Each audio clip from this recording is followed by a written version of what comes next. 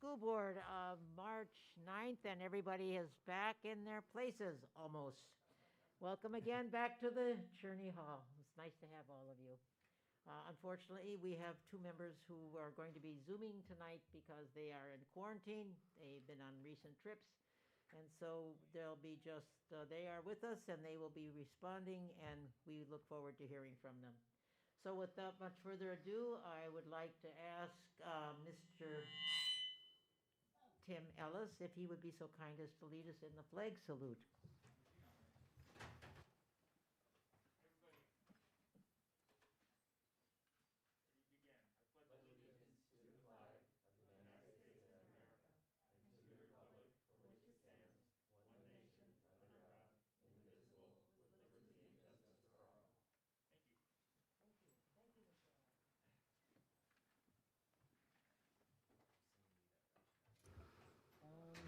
So, President Marcus, I'll make a motion to approve the agenda. thank you. Can I have a second? I'll second. Thank you. All in favor, please say aye. Aye. I hope Mary and I can see that far. Just make sure that. Thank you. Thank you. Okay. Ms. Dr. Berge, is the report of a closed session action tonight? Yes, in closed session, the board took action 5-0 in favor of notifying the temporary certificated employee identified by employee number KX8411163 that the employee will be released from a temporary contract effective June 10th, 2021, and non-reelected for the 2021-2022 school year, and directed by the superintendent or designee to send out the appropriate legal notices. Thank you. Okay, I'm going to turn it right back over to you again, Dr. Berge, to get a little bit of a show our buttons or roast our buttons with some great news. Absolutely. So one of the highest honors that we could ever have with our student achievement is the National Merit Scholarship and being a finalist. And so got great pleasure at this time to turn over the announcement to Principal Mark Mead. Thank you, Dr. Brady. I am so happy to be here, and I had a good time calling the parents of these three incredible young men and telling them that we're meeting tonight. It was a lot of fun. It's one of the fun things I get to do in my job, for sure. So I have the incredible honor of recognizing three BHHS seniors for their scholarly merit and recent achievement. Two of them are actually able to be here tonight. One was not able. So those three young men are Parsa Farnod, Bradley Moon, and Nicholas Walker. And they've recently been recognized as National Merit Scholarship finalists. And, you know, I'm going to tell you a little bit about what that means because it is remarkable. But apart from that, apart from being remarkable students, they are also exemplary human beings. If you happen to know them, they're incredible people. In addition to being brilliant, they're also genuine, affable, and well-rounded leaders. And what's so amazing is they're each leading in our school in different ways. Parsa he's done it all in performing arts. He's been in dance, choir, madrigals, theater. He's in AP Music Theory. And I gotta be honest, he's one of the kids who has shared a whole lot of fun for others at our school and brought many a smile to people's faces. Nick Walker, also remarkable.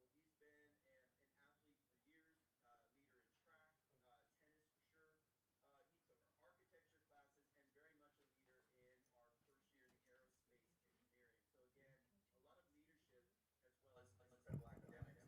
And Bradley Moon, another remarkable young man. He's competing in multiple international math tournaments right now. He's an accomplished dancer. He's in the chamber orchestra. These are three really remarkable young men.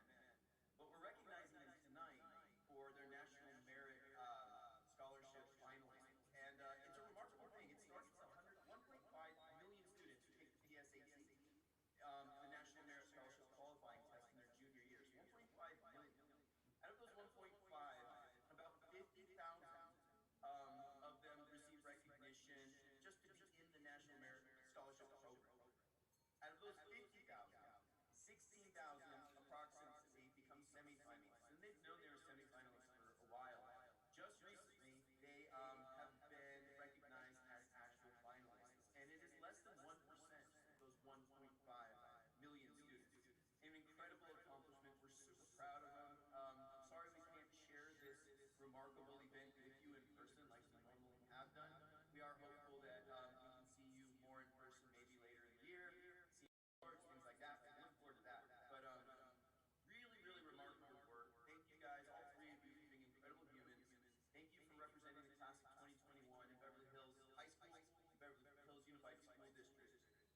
congratulations, and we'd love to hear a word from either of you if you have anything to say. Otherwise, just great job.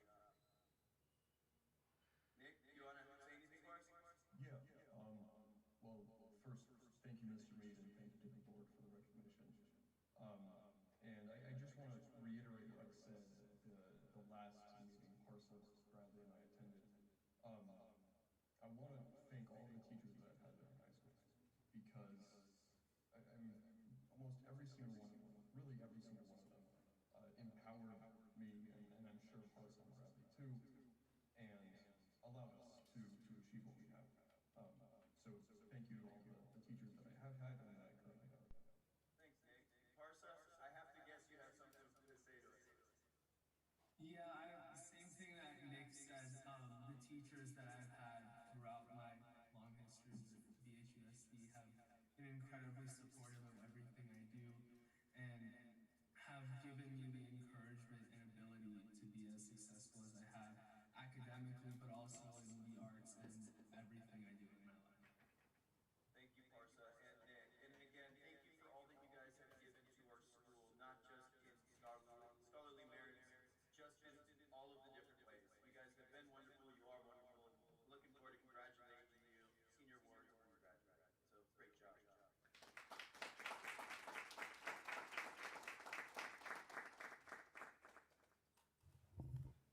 I would just like to congratulate my colleague on her son's getting the national finalist, because at first it was the semifinalist, now it's the finalist. It's quite an honor. And I also want to congratulate the other two gentlemen, but particularly Parsa, I'm looking at you. I'm expecting big things. I'm so proud of you. I can't tell you. You think you're my son. I'm so proud of you. Congratulations, all three of you. For those who don't know, I had Miss Marcus way back in elementary school for a lot of years in my science class, so we've known each other for a while. I couldn't keep his nose out of a book. Well, I just want to say congratulations. I think it's such a wonderful achievement, especially under really trying circumstances and times. You guys represent the school beautifully, and Nick, I got some special dessert for you at home tonight when I get home. For congratulations on your achievement. But job well done, guys. You make us proud. Thank you. Noah, do you want to say anything? No, it's been said. Okay, we have one more honor, I believe, Dr. Brady. Yes, we have another very talented student that we're very honored to have Mrs. Lauren Newman here, who will spotlight our student at Beverly Hills High School. Everybody, thank you, Dr. Breggy, Board of Education. It is my pleasure to introduce Sophie to you. Sophie has been in the ILC for the last 2 years. I'm going to read you a little bit about her from her biography that she sent to us. Sophie's an 18-year-old senior who self-identifies as ravenously curious Jewish and Latina mental health warrior. Her passion for writing blossomed at the age of 13, and she now uses her poetry as a platform to fight for social justice in the realm of mental health equity. Her writing has been chosen and selected for publication by Feast, TABC, and Tipping the Scales, She Speaks Anthology. She was also chosen to be a literary apprentice by the poetry team at Break Bread Literacy Project. Welcome to Sophie, and I think I also see your sister. Hi everyone, I just wanted to thank everybody so much, just at the ILC and Beverly in general. It's really through Beverly that I understood that what I want to do with my life is write, and I want to advocate. And Miss Newman and Mr. Seaman asked me to share a poem, and I mean, absolutely. I love reading my work, I love expressing myself. So I thought it would be fitting to kind of share a poem about empowerment. So this is called I Decided. They said my mind was a prison, and so I decided that my thoughts, they were prison guards who spent their dry, dreary lives encircling my cell and spitting slimy interrogations out of their rumination-ridden throats. I decided that feelings, they were my tarnished gold-plated handcuffs, and human nature, my black and white corseted uniform. 17 years of shivering on the floor, which I decided was society, and not. But then she appeared, my new inmate who I decided was named Hope. She told me there wasn't a single prison she hadn't escaped, and I wondered why I hadn't tried yet. I suppose it's because I hadn't met you until now, to which she responded poignantly, look. And so, like even Eden, I did. The sight of a pointed wired gate poured into my vision. I decided that was my mouth and that I could hypothetically use my tongue as a slide to bypass my teeth. I turned my gaze above the door and found a double-headed chimney spewing out carbon dioxide. I decided that was my nose and that I could hypothetically ride a wave of air to bypass getting stuck in my nostril. I flirted with the sight of two windows, one on either side of the chimney. They opened and shut rapidly enough to chop light into pieces. I decided that they were my eyes, and that I could, hypothetically, use the sparse amounts of window washing fluid to bypass the chomping. But what about the guards and the handcuffs and the uniform and the low floor? It'll be okay, said Hope, and I decided it would be. Suddenly, I found myself in the arms of a guard who used my handcuffs to break the glass of the window, throw the chimney into overdrive, and pick the lock of the door. I landed in the forest which I decided was my soul, and that for the rest of my life, I would speak bravely, breathe deeply, and cry cathartically. Thank you, Hope, I prayed. Thank you for setting me free. To which she responded, who was the one who decided that I exist? Thank you.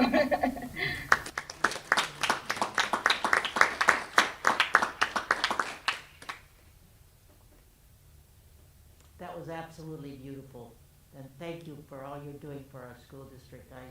I assume someday I'm going to see you reading at the inaugural of the President of the United States. When I saw that, that's all I could think of. So congratulations and job well done. Thank you so much. That was just really breathtaking and beautiful. Thank you for revealing and being so vulnerable in your work. It's really quite something. Thank you. I appreciate it so much. Dr. Is that posted anywhere? Or No, but we can ask Sophie for a copy of that. I am in the Literary Magazine Club. I'm the poetry editor. So this will be in print soon for Beverly, actually. Great. Oh, excellent. Great. Congratulations. Thank you. Beautiful. We'll look out for that. I would love to see it, yeah. Okay.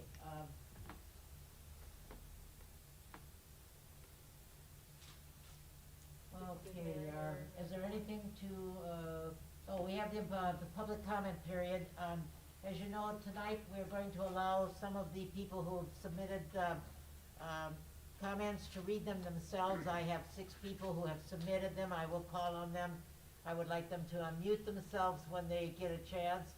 And the others who have posted or sent in comments, we will have them be a part of our record, and we will get a chance to read them, but not at the meeting itself. So from now on, I think this will be the policy. If you want something read, you will, if you want something read, you will be, you have to come on Zoom for the time being. Otherwise, it will be a part of the record. So we still welcome your comments, but only if you want to read them, we'd love to have you read them. Okay, so the first one, I would love to have Hannah Pinchuk. If she could unmute herself and read her comment, I'd appreciate it. Hi. Dear Board of Education, my name is Hannah Pinchuk, and I am a freshman at Beverly Hills High School. Recently, there's been a lot of talk about returning to school, and some students have returned already, like both of my siblings. Throughout all of these conversations, though, it seems like students haven't been really involved or heard. I came here today to voice my opinion on going back to school and how I think lots of students feel. First of all, this pandemic has been really tough, and schools had to change a lot over the past year. We've had to go completely online, and for a lot of students, including me, it's really difficult to learn like this. There are so many distractions and no social interaction whatsoever. Also, the very sad but honest truth is that lots of students have become depressed and quite literally forgotten how to interact with others. This is why I want to go back to school this year. But I do have some major safety concerns. I think we should wait until all of the teachers are vaccinated, and if possible, make everyone attending school get bi-weekly COVID tests to ensure the safety of everyone. As a teenager, I see kids I know walking in large groups without masks down the street. I see them going to parties, and I see them doing things that they shouldn't be doing during this time, and that makes me really nervous to go back to school with them. If proper safety measures aren't taken, then I think it's worth it to wait until the next school year to go back. The main idea that I want to convey to you all is that I want to go back to school. I really do. But if it's not guaranteed that my teachers, my peers, my family, and I will be safe and healthy, then I don't think it's worth it. Thank you. Thank you, Anna. And now Anna Marie Fine, if you could unmute yourself.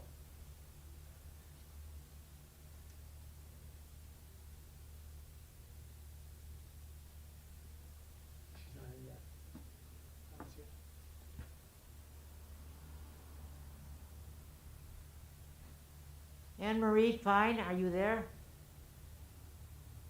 Well, maybe we can come back to her if she's afterwards. Carly Verstegen. Yes, thank you. Dear Beverly Hills board members and community listening, my name is Carly Verstegen, and I am currently a second grade teacher at Horace Mann School. I've worked as a special education teacher as well as a classroom teacher throughout my 14 years with our district. I'm also proud to have 3 of my own children attending Horace Mann in kindergarten, 3rd, and 5th grades, respectively. To say this year has been challenging is an understatement, to say the least. As a teacher, I tirelessly worked to recreate the classroom setting within the walls of Zoom.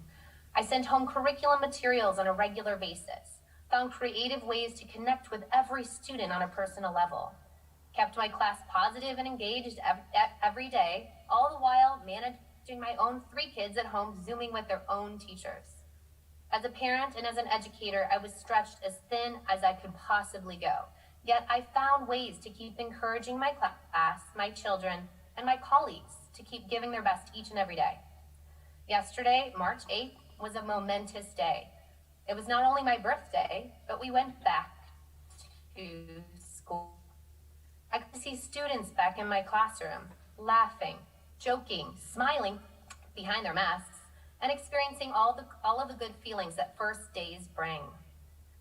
My own children were extremely excited to go back to school. They had been waiting for this for a long time.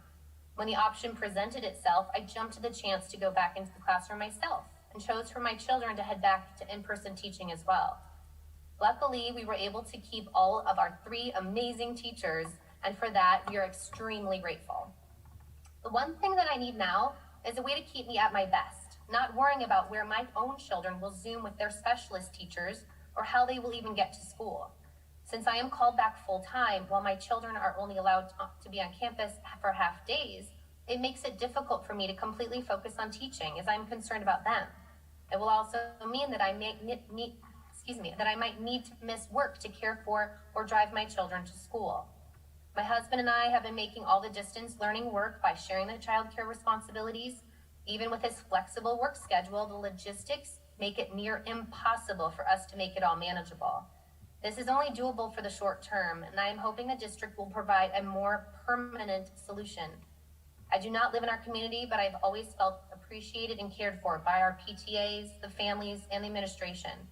Please do the right thing and provide our educators with the necessary childcare to ensure that teachers can shine in their jobs and every child, even children of educators in our district, feel loved and respected.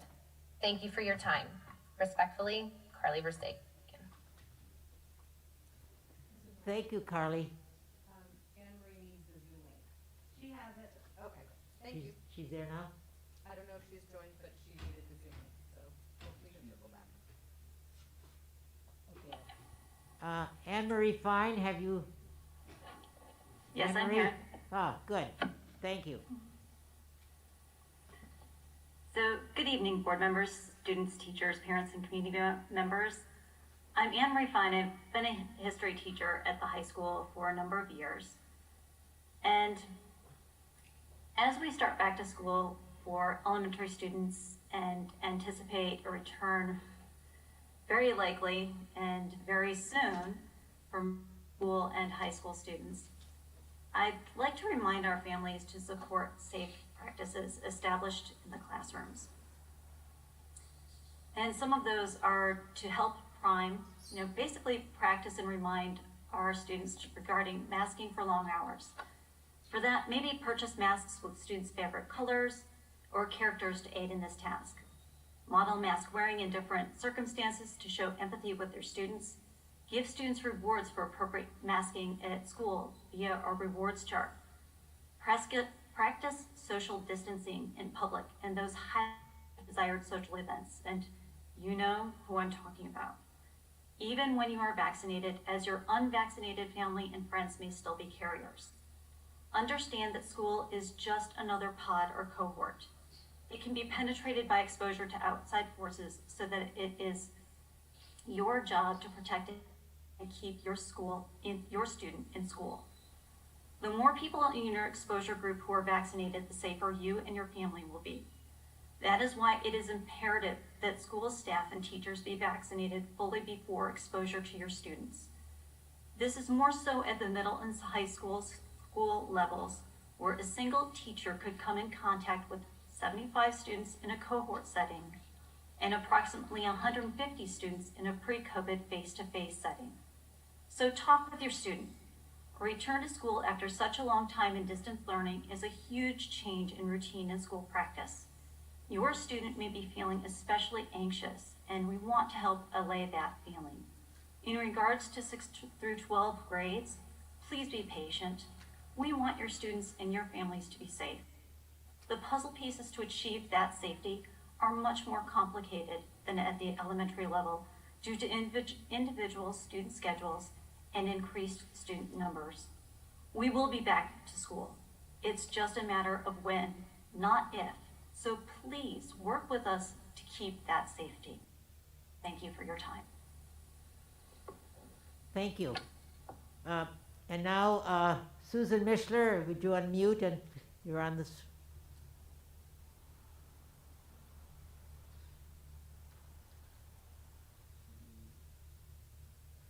Susan, you're muted. We can't hear you. I think you can hear me now. I'm unmuted. We can hear you now. Author, I'm muted. Now she's not muted. Now I can hear her. Susan. Yes, I'm right here and I'm unmuted according to my machine. No, you're okay. You're okay. Ready to go. Okay, great. Dear members of the school board, thank you for letting me speak. This letter is in support of President Rochelle Marcus reinstituting the former Facilities Committee with an agenda, minutes, and regular reports. In the last 2 years, 2 board members have continued to meet with Mr. Don Blake, the construction director, without having a formal agenda, minutes, or reports to the board. Mrs. Marcus is totally correct that meetings must be formal or they run the risk of violating the Brown Act and upend the public trust in any discussions surrounding construction. Mr. Blake is not correct in his assertion that he, quote, gets to decide who serves on the facilities subcommittee. The decision on appointments to the facilities committee is something that rests with the board. At the February 23rd, 2021 board meeting, members Walker, Schuman, and Margot described the facility meetings as, quote, working groups. This designation is ridiculous, especially when it comes to the most expensive asset our district has. In the organizational board meeting of December 11th, 2018, Mr. Margot agreed that the Facilities Committee is a board subcommittee, which differs from his claim now that it's merely a, quote, working committee. It is more troubling that board member Walker Schuman seems to support Margot in the claim that the Facilities Committee is, quote, a working committee. Don Blake doesn't make the decisions as to who will be part of the Facilities Committee. The board does. Mrs. Marcus was installed on December 11th, 2018. Now is the time for the board to go back to the business and work of a school board. Construction in BHUSD is far too important and costly to this community to be so disorganized and misdirected. Thank you very much for this time. Thank you. Next we have Nur Yilmaz. Hello everyone. My name is Nur Yilmaz, and today I will be reading you my letter.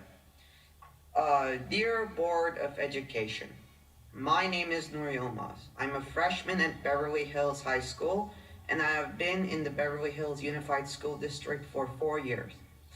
I'd like to thank you all for your support throughout my school years. Today I'd like to share with you my ideas on returning to school. I will be sharing my perspective as a student. Firstly, I believe that it is almost necessary for many students to return to classrooms since nationwide rates of depression and anxiety have risen tremendously due to the lack of social interaction. From my experiences in both online and physical school, I could easily tell you that human interaction with other students, teachers, and even staff is definitely a large part of school that guides us in our social lives and establishes a stable ground for friendship. These friendships add to our social successes, which are vital to stay connected and forge ties later on in life. As a student, I realize that the friendships we make now will stay with us in the future. Secondly, I know that learning has been very difficult for many students during the pandemic, as they simply are unable to create an efficient learning environment. According to many sources, such as the Pew Research Center and Brookings Institution, the grades of students are worse after the pandemic. As a student, I've noticed that I am a very visual and kinesthetic learner. Thereby, I've seen that my attention usually did not stay with the teachers during class for most of the time in the first semester. I've heard the same from many other classmates as well. This means that opening schools will overall make many students focus and learn more. In the end, I believe that schools should be open with certain restrictions that do not bother children to the point where they cannot focus at all in class. I also believe that safety should be the first priority, as we do not want a single person suffering from COVID-19 due to schools opening. As a conclusion, my belief is that opening schools with moderate restrictions and safety measures is the best way to go for both students and staff, and our community as a whole. Thank you for your time. Sincerely, Nur Yilmaz. Thank you, Nur. And now we have Agi Banatuba.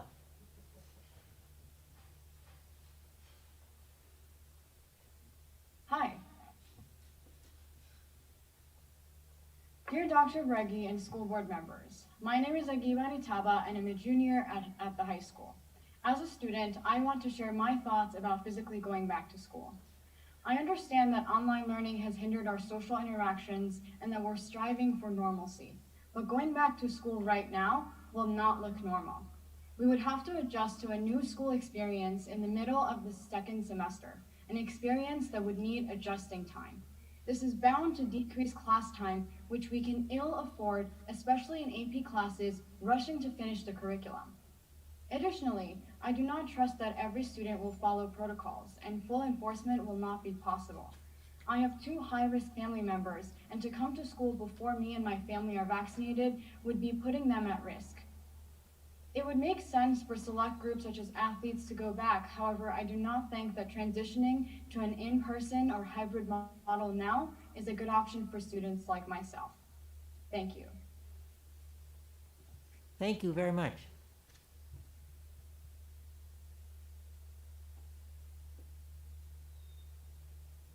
Okay, I think we're ready to do the consent calendar, and I would like if anybody wants to pull any of the items. Mr. Margot? I'm gonna pull 9D. 9D, thank you. Ms. Walter-Schuman? Nothing? I don't have any. Mrs. Wells, do you have any you want to pull? I'd like to pull 9A1 and 9A2. 9A1 And 9A2. A1 and A2, okay, thank you. And Mrs. Dr. Stern? No items to pull, thank you. Okay, can I have a motion to approve the consent calendar without 9B and 9A1 and 2? I move approval of the consent calendar without item 9A1, 9A2, and 9D. Can I have a second? I'll second. Thank you. Any questions? No? Call for the question. All those in favor say aye. Aye. Okay, 9B, Mr. Margot, you want to address that one? 9D. Do we want to start with A1 and A2? Okay, again. Okay, Mrs. Wells, do you want to speak to 9A1 and 9A2, please? I'll make the motion to put the item on the floor. I'll make a motion to approve item 9A1 and 9A2. Okay, thank you. Mrs. Wells? I just would like to add to the meeting notes for both the agendas for 9A1 and 9A2. Would you like me to go ahead? Yes, go ahead.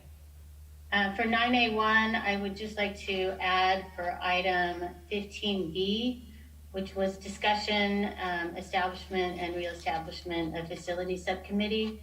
I'd like to add, Mrs. Wells stated that she would like to follow up and clarify the meeting formerly known as the facility subcommittee meeting. She's concerned that the issues previously discussed have not been addressed and wants to confirm that the meeting is in compliance. So that's for 9A1. And for 9AB, for item 8A under business and finance, I'd like to add, Mrs. Wells would like to include for the record, the reasons stated for her no vote. The reasons being the following: not being given adequate time to review the contract and previous contract iterations prior to the call for the vote.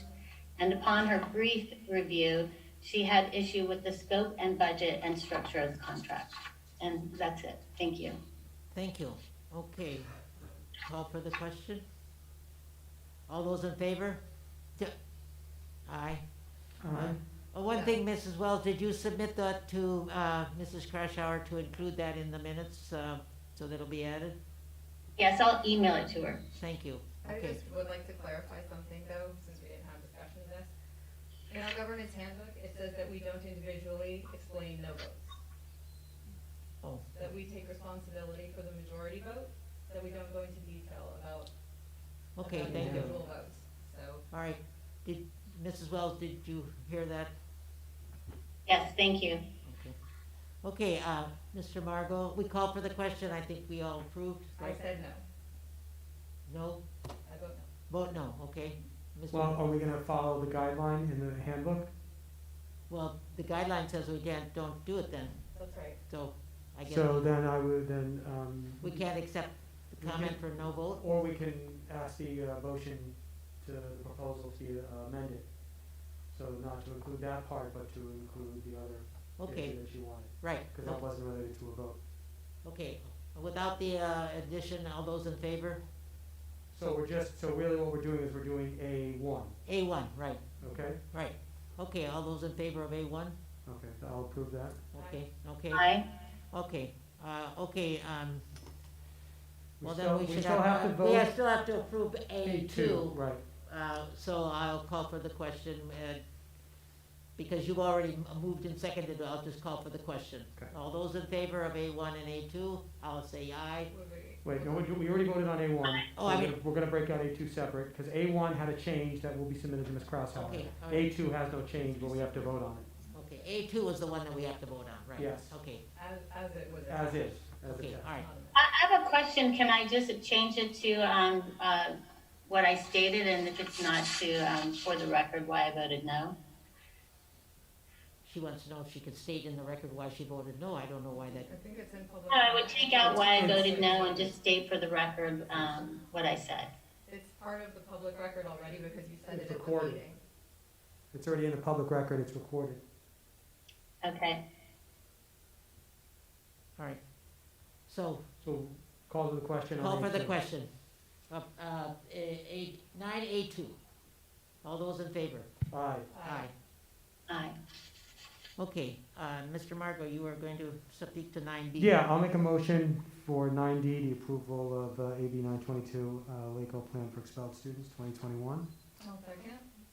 Yeah, I pulled this one. I had a question for staff. Is that Laura, are you handling this one? Yes, I am. Okay, I'll give you a second then. So what I wanted to find out was, because this kind of came out of the blue, and I'm just wondering, does this fall in line with current practice in our policies?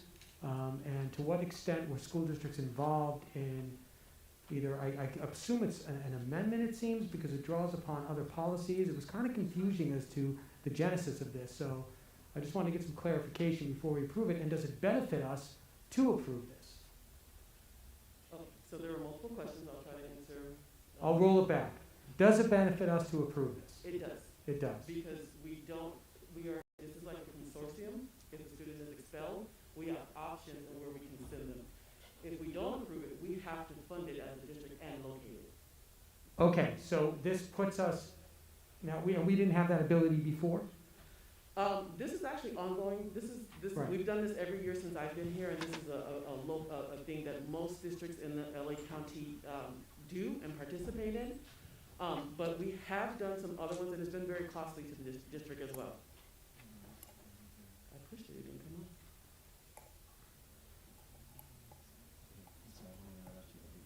Yeah, Sorry. I pushed it. But nothing. Pardon us, technical difficulties. I'll speak louder. That's okay. Okay. The Just don't yell at me. Okay. Yeah, no, the lever is not coming on. Yeah, so we've had students that we've had to place as a result of an expulsion hearing, and we've had to fund it as a district, and it's been very costly, and it actually had ongoing ramifications and litigation. So it does benefit us to participate. So it reduces the expenditures for this scenario for Correct. expelled students, Mhm. and it allows us to, but like you said, this is something we're continuing. Yes. I really haven't seen this, so before this one. Yeah, we did it last year. Just Before kind of last maybe we year. missed, maybe it kind of just went under the radar, but we did it. Okay, and do you feel that the options as described in the, both the district operated programs and the county operated programs provide the alternatives that you actually need? Yes. Okay. Yes. Since we don't deal with that level of management with expulsions, I wanted to make sure that the people who do are supportive of it before we support it, decide it. Yes. That's why it was important for me to bring it up. And there are some behind the scenes things that are going on too, with some closures in LA County, with certain facilities that make it even harder for us to find places to send students. So we really need this more so this year than last year. Well, the other option, and I saw some stuff in the document about this, were online learning, which is now should have completely changed options for expelled students, correct? Mm-hmm. So I'm assuming that people are taking advantage of those options, should it come to that, for any school in the county. that you don't have to worry. We used to have to worry about placing a child that's expelled into another district, Right. correct? District or a different school, yes. Right. Mhm. With the option of online learning, I'm wondering if that's necessarily the case anymore, or if more and more schools are leaning toward that option to kind of control maybe a little bit of the curriculum that the student is receiving, things like that. So, yes and no. It depends on what the reason for the expulsion is. Sometimes the student is actually expelled from the district as a whole. So we couldn't then turn around and give them an online option. So we still have to barter and broker that deal with another district to admit them, even if it's through their online program. So this is why this agreement is so important. Okay, but it's not just our online program or theirs, it could be independent, right, third-party online programs? It could be that as well. Okay, I want to make sure that all of those options fall into this. Yes. Okay, Because we sent students to independent placements outside in person prior to COVID. So then the online option in independent placements couldn't work as well. And also to your point that, I mean, the pandemic this is one of the things that's really opened the doors to new possibilities for even our expelled students or other districts who have expelled students that wasn't available before, because as Ms. Chisholm said, that we did have difficulty at one point to find the right facility and the right program, and so the pandemic has opened some doors as far as some new curriculum for students online. That's good to hear. Yeah, I was encouraged at least by that aspect. Anyway, thank you. Thank you for the clarification. I would just like to mention though that because now we were always a part of the county plan, and this was just an update of it, and to go back. Were we also part of the development of this plan also? I mean, so that Beverly Hills was also a part of the county plan of this process? Yes, they hold, I think, bi-monthly meetings, and my student services coordinator attends those meetings and has input into what is developed in the plan. Yeah, I think it's gonna be pretty good for us in the long run. Yeah, yes, it will, and we've had, like I said, we've had other placements that were expensive for us, that had we been participating in this, we probably would have been able to save some money and still find a suitable placement for our student. Thank you.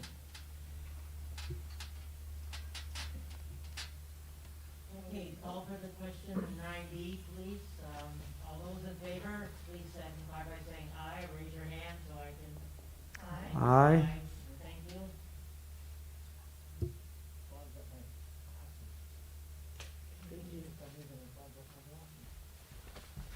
Okay, well, let's move then. Now we're sort of at the superintendent's report, I believe. Dr. Ricky, you're on. Great.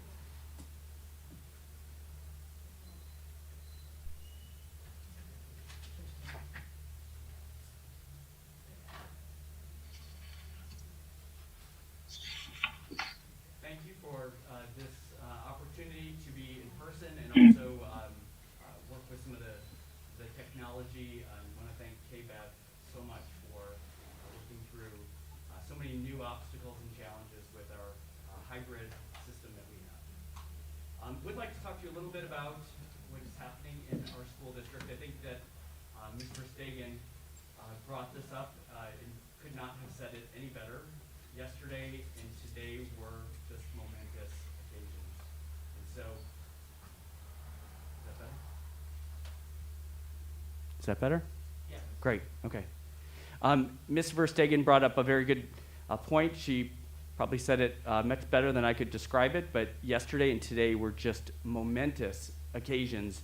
Yesterday, welcoming back our TK through 2 students, and today our 3 through 5 students for all of our schools. And just to give you just some of the statistics, at Hawthorne, in our hybrid, so our cohorts in the morning or afternoon, coming in person, at Hawthorne we have 409 students. We have 110 that are virtual and 45 in the ILC. At Horace Mann, in our hybrid, we have 389, and our virtual students are 166 with 57 in the ILC. And as you can see, here's just a picture of yesterday and today at Horace Mann and also at Hawthorne.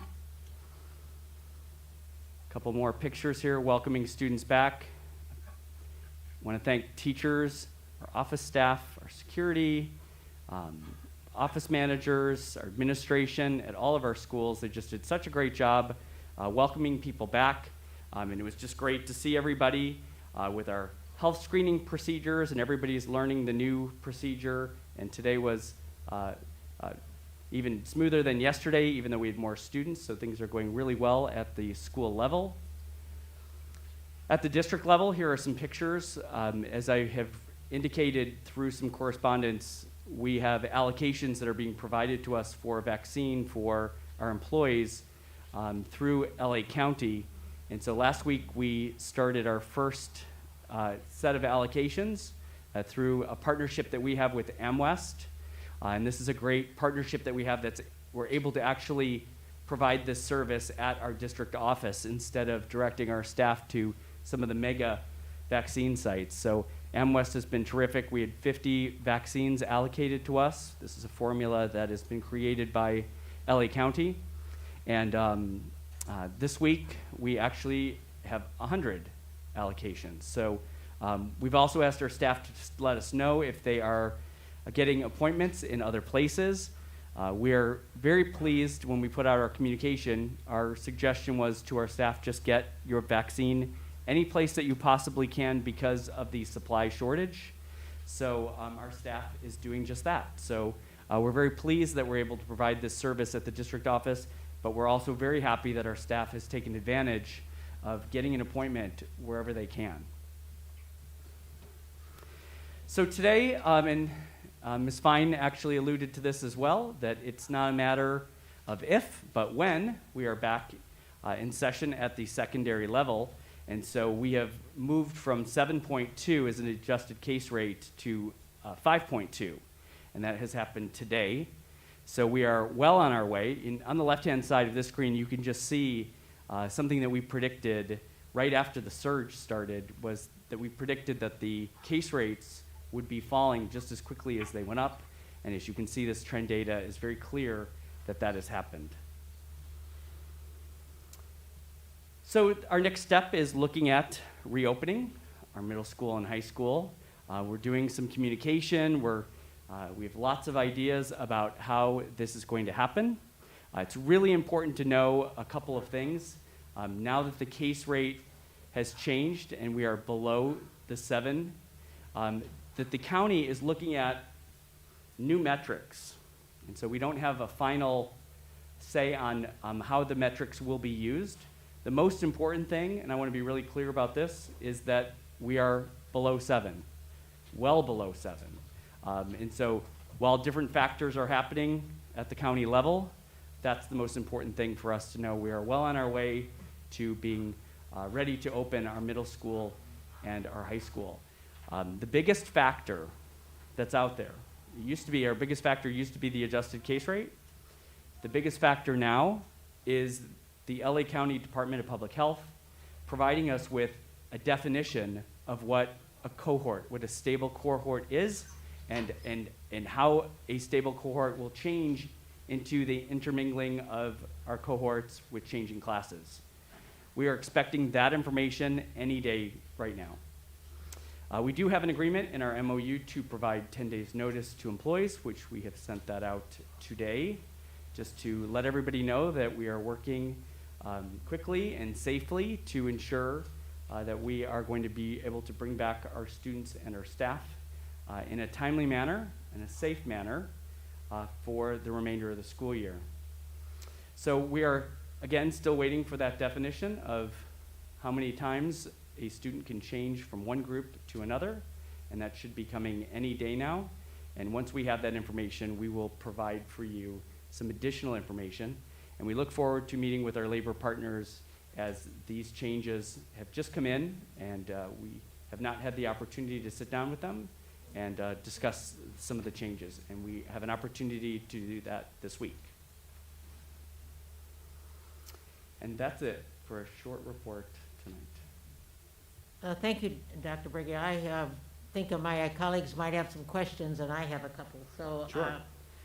One of the questions that I heard something today, I want to make sure that I just heard one of the students who was speaking before us also about the desire to not return because they don't think it's safe. Will the students at the high school have the same option that the elementary students have to stay until the end of the year on a virtual learning pattern till June, the graduation, or till the end of the school year? So they will have the same option that the elementary had. So let me just say, first of all, the most important thing is that even since the summer, we've been planning on returning to in-person learning. And we've been planning for that in-person learning, all year. Right. And so we've offered the ILC as an opportunity for a semester-long commitment so that families that were not sure about returning to in-person learning had that opportunity. So they had that opportunity in August and then again in December. So I think it's really clear, and to point out, while a lot of school districts didn't do this, we wanted to make sure that if families were not sure that it's going to be the right time or they had extenuating circumstances, that we would have the ILC. So with that being said, that choice was for our families. And now we have a large group of students that are live at BHUSD. And so what we're working through now, and we will continue to do this with our labor partners, is that we are going to have a cohort system, because with the 6-foot distancing, we have to limit the number of students that are in a class, just like at our elementary level.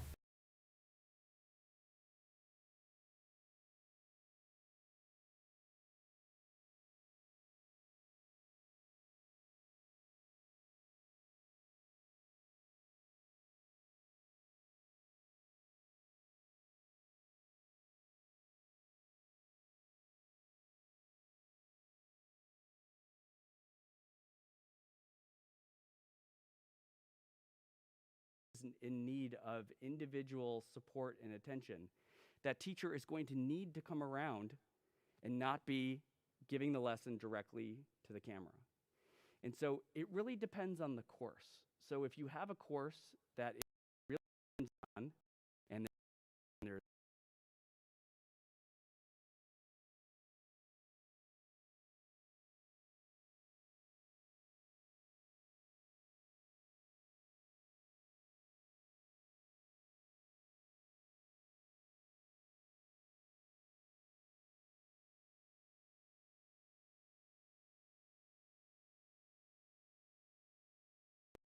with live at BHUSD. And so I can tell you confidently right now, there is a component of the way that we have the schedule where there is a virtual component, whether you're in cohort A or cohort B. There's still that virtual component. So that exists. So there is either a main lesson that takes place, and there could be some asynchronous learning that is taking place while that teacher is going in front to be with their students. And that's what we have to work out, and that's what's different by course. So is it possible, to answer your question, this is a long answer to it, and I apologize, but is it possible to stay virtual? It is possible, but to replicate exactly what's happening to those students that come in person is going to be difficult depending on what the course it is. And again, that's why we offered the ILC for those families that for sure knew that they weren't going to come back. So while there's going to be an option, we're going to have to work with our teachers on what that experience looks like. Okay, well, I guess the confusion on this is the fact that they were offered the ILC, but of course at the elementary right now, there's kids that did not come back, and did stay home in there, and so that's why that subject came up. Mm-hmm. Because was that similar plan going to be there? And it's very difficult at the high school because of the organization. Right. And it's going to take a lot of pieces that have to be together. So, but it can be done is what it can be, but it's not to the best interest of the student, obviously. Right, and I'm glad you mentioned that, because I think that when people take a step back and they look at what we currently have now, which is one stable cohort, that works quite well with an elementary setting when you have a classroom that is a self-contained classroom. It does get to be more challenging when students are changing classes on a multiple basis and there's different levels of courses. That becomes more of a challenge for us. Thank you. Okay. I just want to add in there. I was I guess maybe it was my fault. I had assumed that because we had done a survey and offered the TK through 5, what option of 3 different options they would prefer, that we would also be doing that for the 6th through 12th grade levels. And I think, I've at least heard from many families who aren't ready to send their kids back yet, would prefer to finish out the year in virtual and would take advantage of that option. So I really hope that we will send out a survey to the families of the 6th through 12th graders to ask them the same as we did through TK through 5th. And that I actually think will help in the planning. Oh, hello. That will help in the planning of the master schedule. If we know that there are students that are not coming back to campus, I think it'll really change when we're looking about how to cohort students. It'll change what that planning looks like too.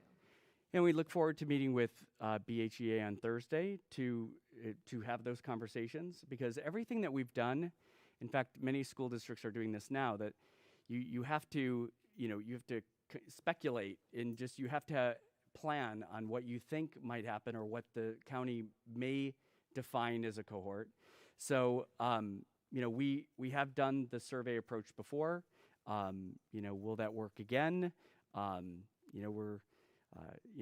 course, we're open to those types of suggestions. Nobody thought we'd be where we are today, but we really need to concentrate on really finishing the year strong. That's the most important thing, is to be able to finish strong for 3 months until the summer, and hopefully we continue to see really good results from what's happening in the community.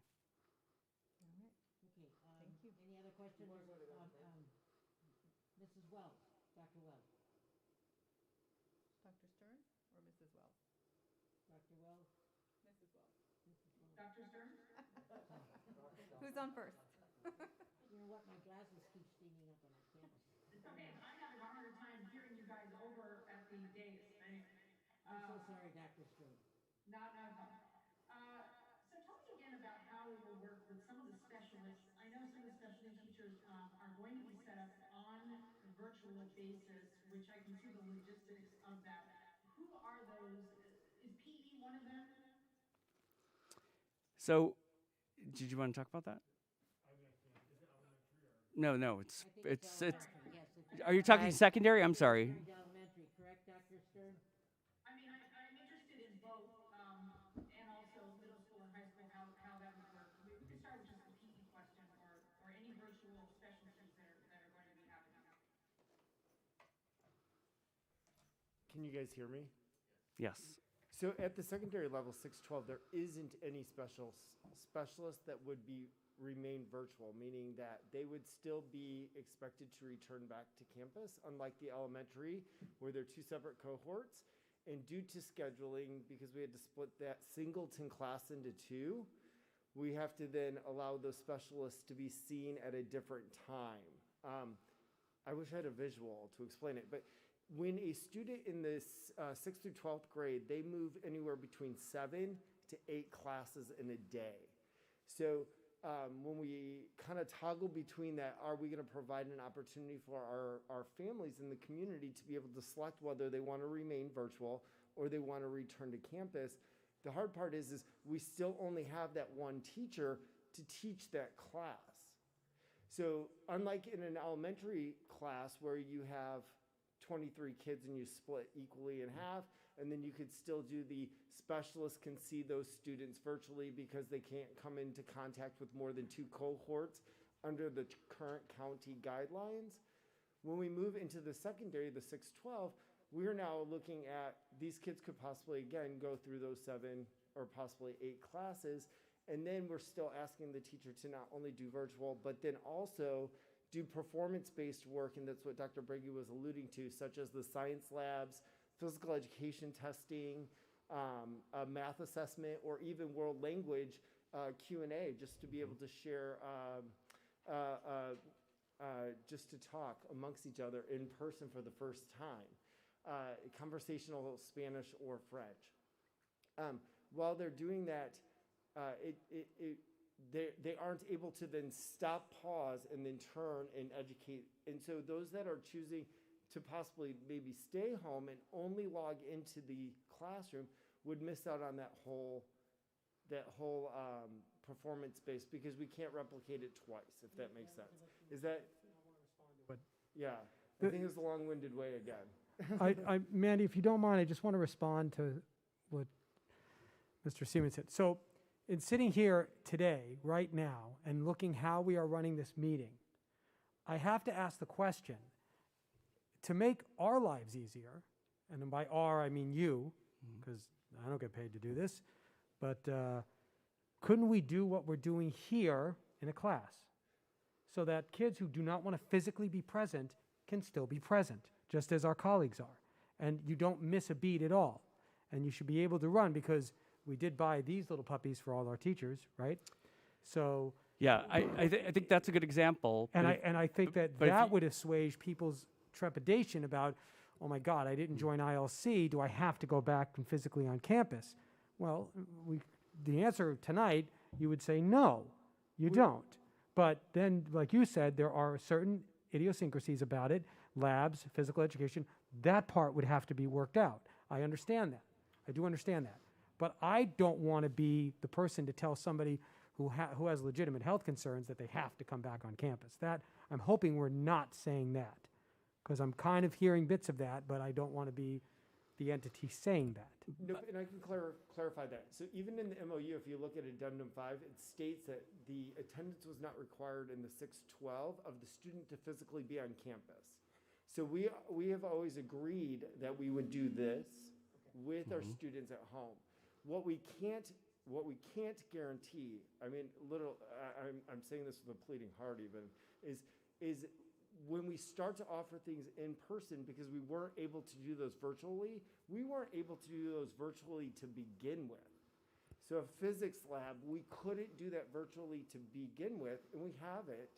But now that we get in person, and we are doing that in person, we want to set very clear expectations of that student that is at home to understand that the labs will be happening in person, and there isn't an opportunity for us to send chemicals home in kits to families.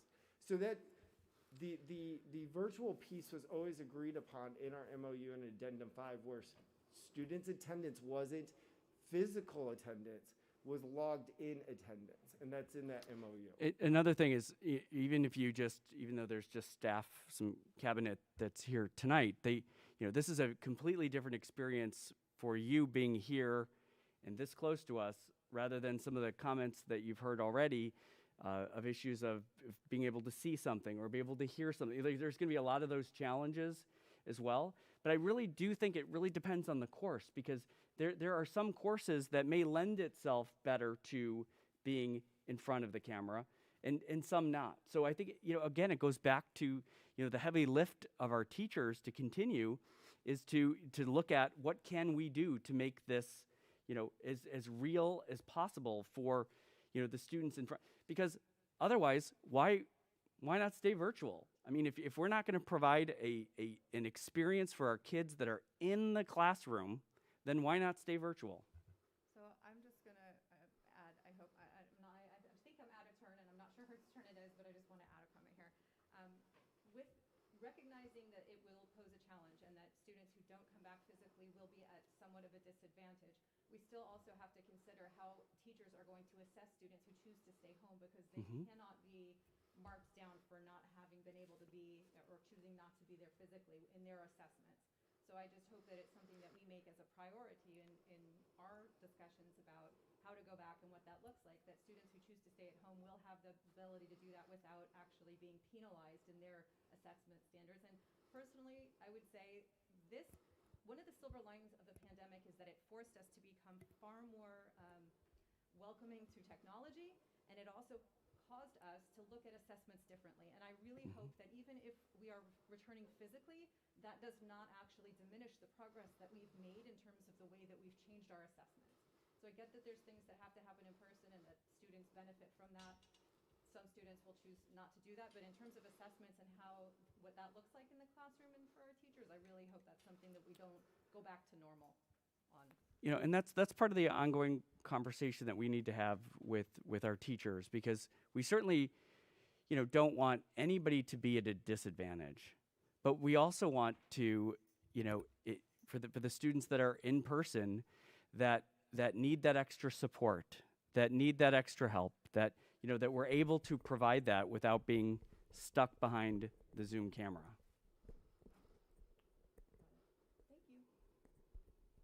Okay, Amanda, maybe Dr. Stern, anything else you wanted to say? No, that was very helpful, thank you. Thank you. Mr. Margot? No, I defer to Ms. Wells. I said my Okay, piece. Mrs. Wells? No, I'm fine, thank you. Fine. I don't have any other questions, no. Okay, I think that, so now, good evening, Mr. Kashanian. Nice to see you. Nice to see you guys. Thank you. Can everyone hear me? Mhm. Okay. Feels great to be here finally in person for my whole term. So nice to see everybody. I'll start by talking about how students feel about coming back to school. I've heard a lot of teachers doing polls in their classes asking students like, if we were to go back, do you want to go back? And it was surprising to hear that most students said that they don't want to go back. I mean, and it kind of makes sense because like people do not want to go through change. And it's something that I think has to kind of be forced in a way. I'm not saying that everyone has to go back. People have the decision to make whatever, to go back if they want to, but change is not easy, and it's something that we're gonna have to go through, and it's gonna get easier as we go along. Like whenever we started online school, a majority of people didn't like it, and now it's like the easiest thing for them. So yeah, again, like with time, I think we'll be able to adapt and get used to this new way of life. Next, many students are happy about the new school facelifts. Like many of my friends are in sports. They've seen like the swim gym. It looks really nice, and they're happy about that. And they're happy that the main building is close to being finished. And luckily, next year, students will be able to use it. Lastly, returning to the topic of opening our middle school and high school. Many students are overwhelmed because they do not know the differences between like some rumors and facts. Many people are talking and saying things that are not true. Some people are saying things that are true, and I feel like that is overwhelming students. And I think that they deserve to know what is true and what's not true in regards to going back. And yeah, that's pretty much it. Thank you. Thank you, Mr. Kashanian. Okay, I think we have now a report, a presentation from the Ed Services. That would be Mr. Dustin.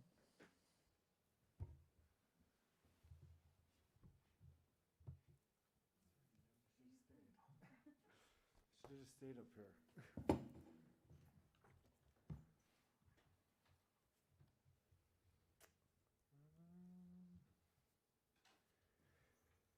Good evening again.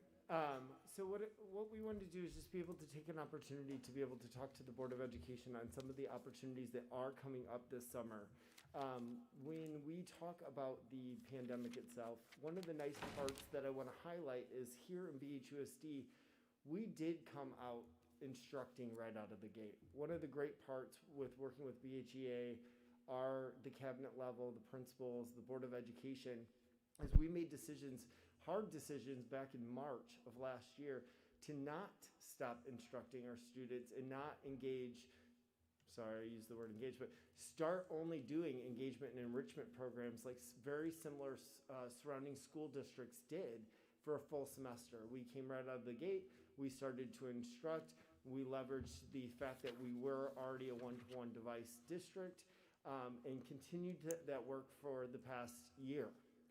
So that being said, when people at the state level are asking around information and data around learning loss, when we, in our district, we have to test our students up to anywhere between 3 to 5 times because in some of our schools we are categorically funded, and we have to have that comparative data to be able to show whether or not we are trying to close the educational gap for our students that are most vulnerable, whether that's low socioeconomic, English learner.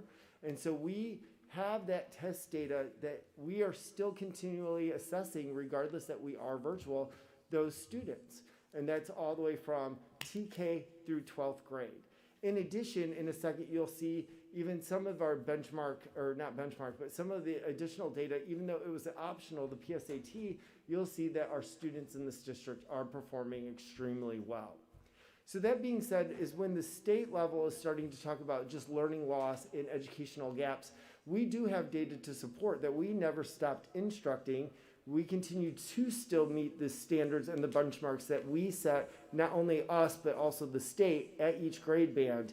And we'll continue to monitor that all the way up until the end of the school year, which obviously will lead up to the CASP exams.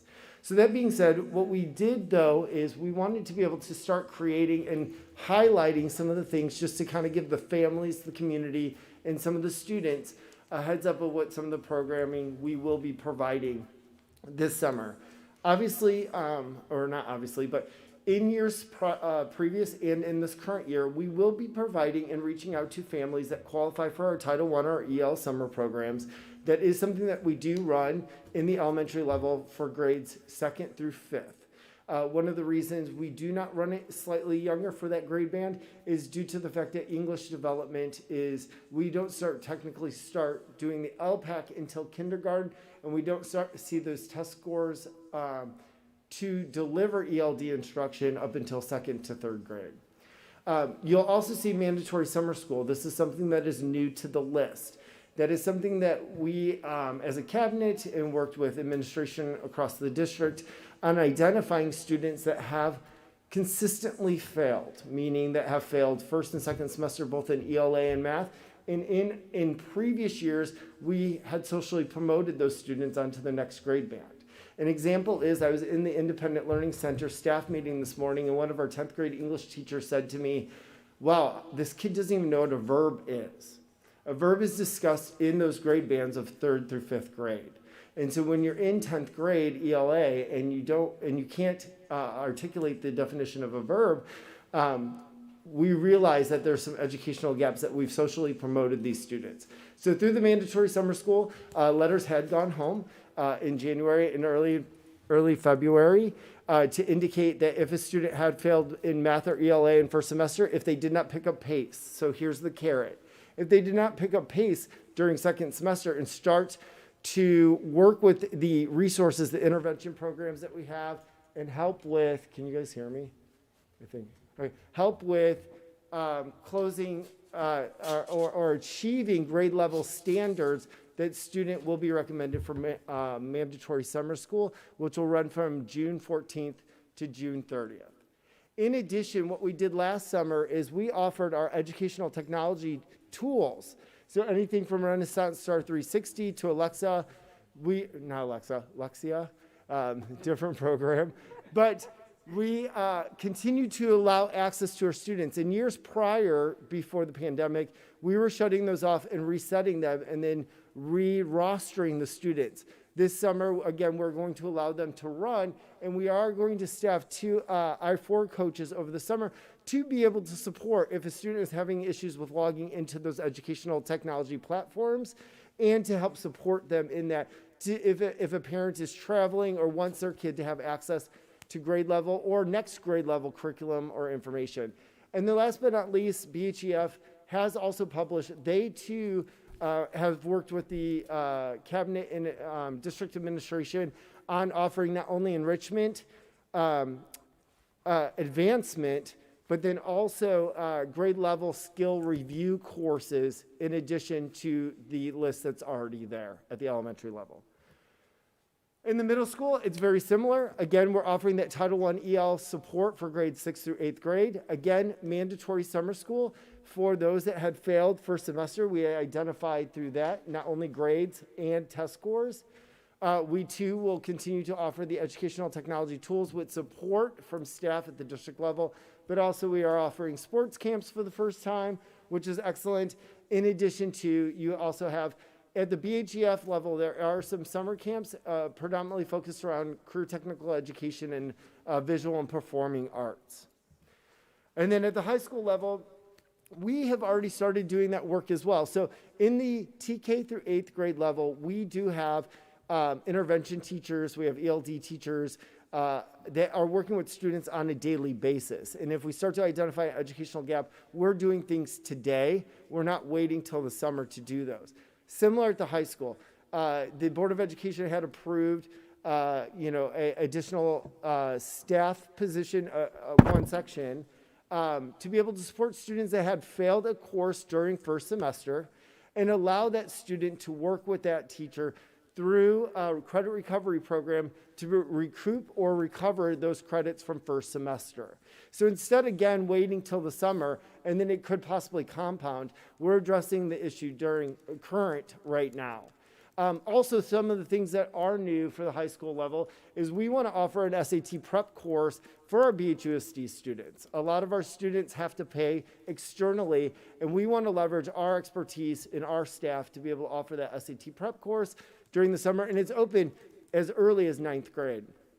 Obviously, you have your BHUSD sports camps, but also you'll see information coming from the district for West LA and SMC courses, which again, I want to remind the public are free to high school students when they enroll. And last but not least, you do have still the credit recovery and the advancement courses that BHEF offers. And my recommendation always for those incoming 9th grade families is looking at the health or the financial literacy requirement in the brochure. So that being said, I'm going to adjust real quick. I keep talking about data and where we're collecting this information. We're still assessing. We still assess the PSAT in MSQT, and it's timely because we do have 3 finalists that were awarded tonight, which is excellent. On January 26th, we did proctor it. We had 48 test takers. Again, it is optional out of the 304 juniors. But what I want to do is definitely highlight the data. When you look at a perfect score of 1520, we had 8 students that scored a 1420 or higher out of that 48 students. And in addition, at 1300 or higher, we had 21. So 29 students out of that 48 scored a 1300 or higher. And when you start to look, we had 3 students in the English portion that only missed 1 question, and we had 2 in the math with a perfect score. So those are excellent, excellent opportunities, or not opportunities, just, what's the word am I looking for?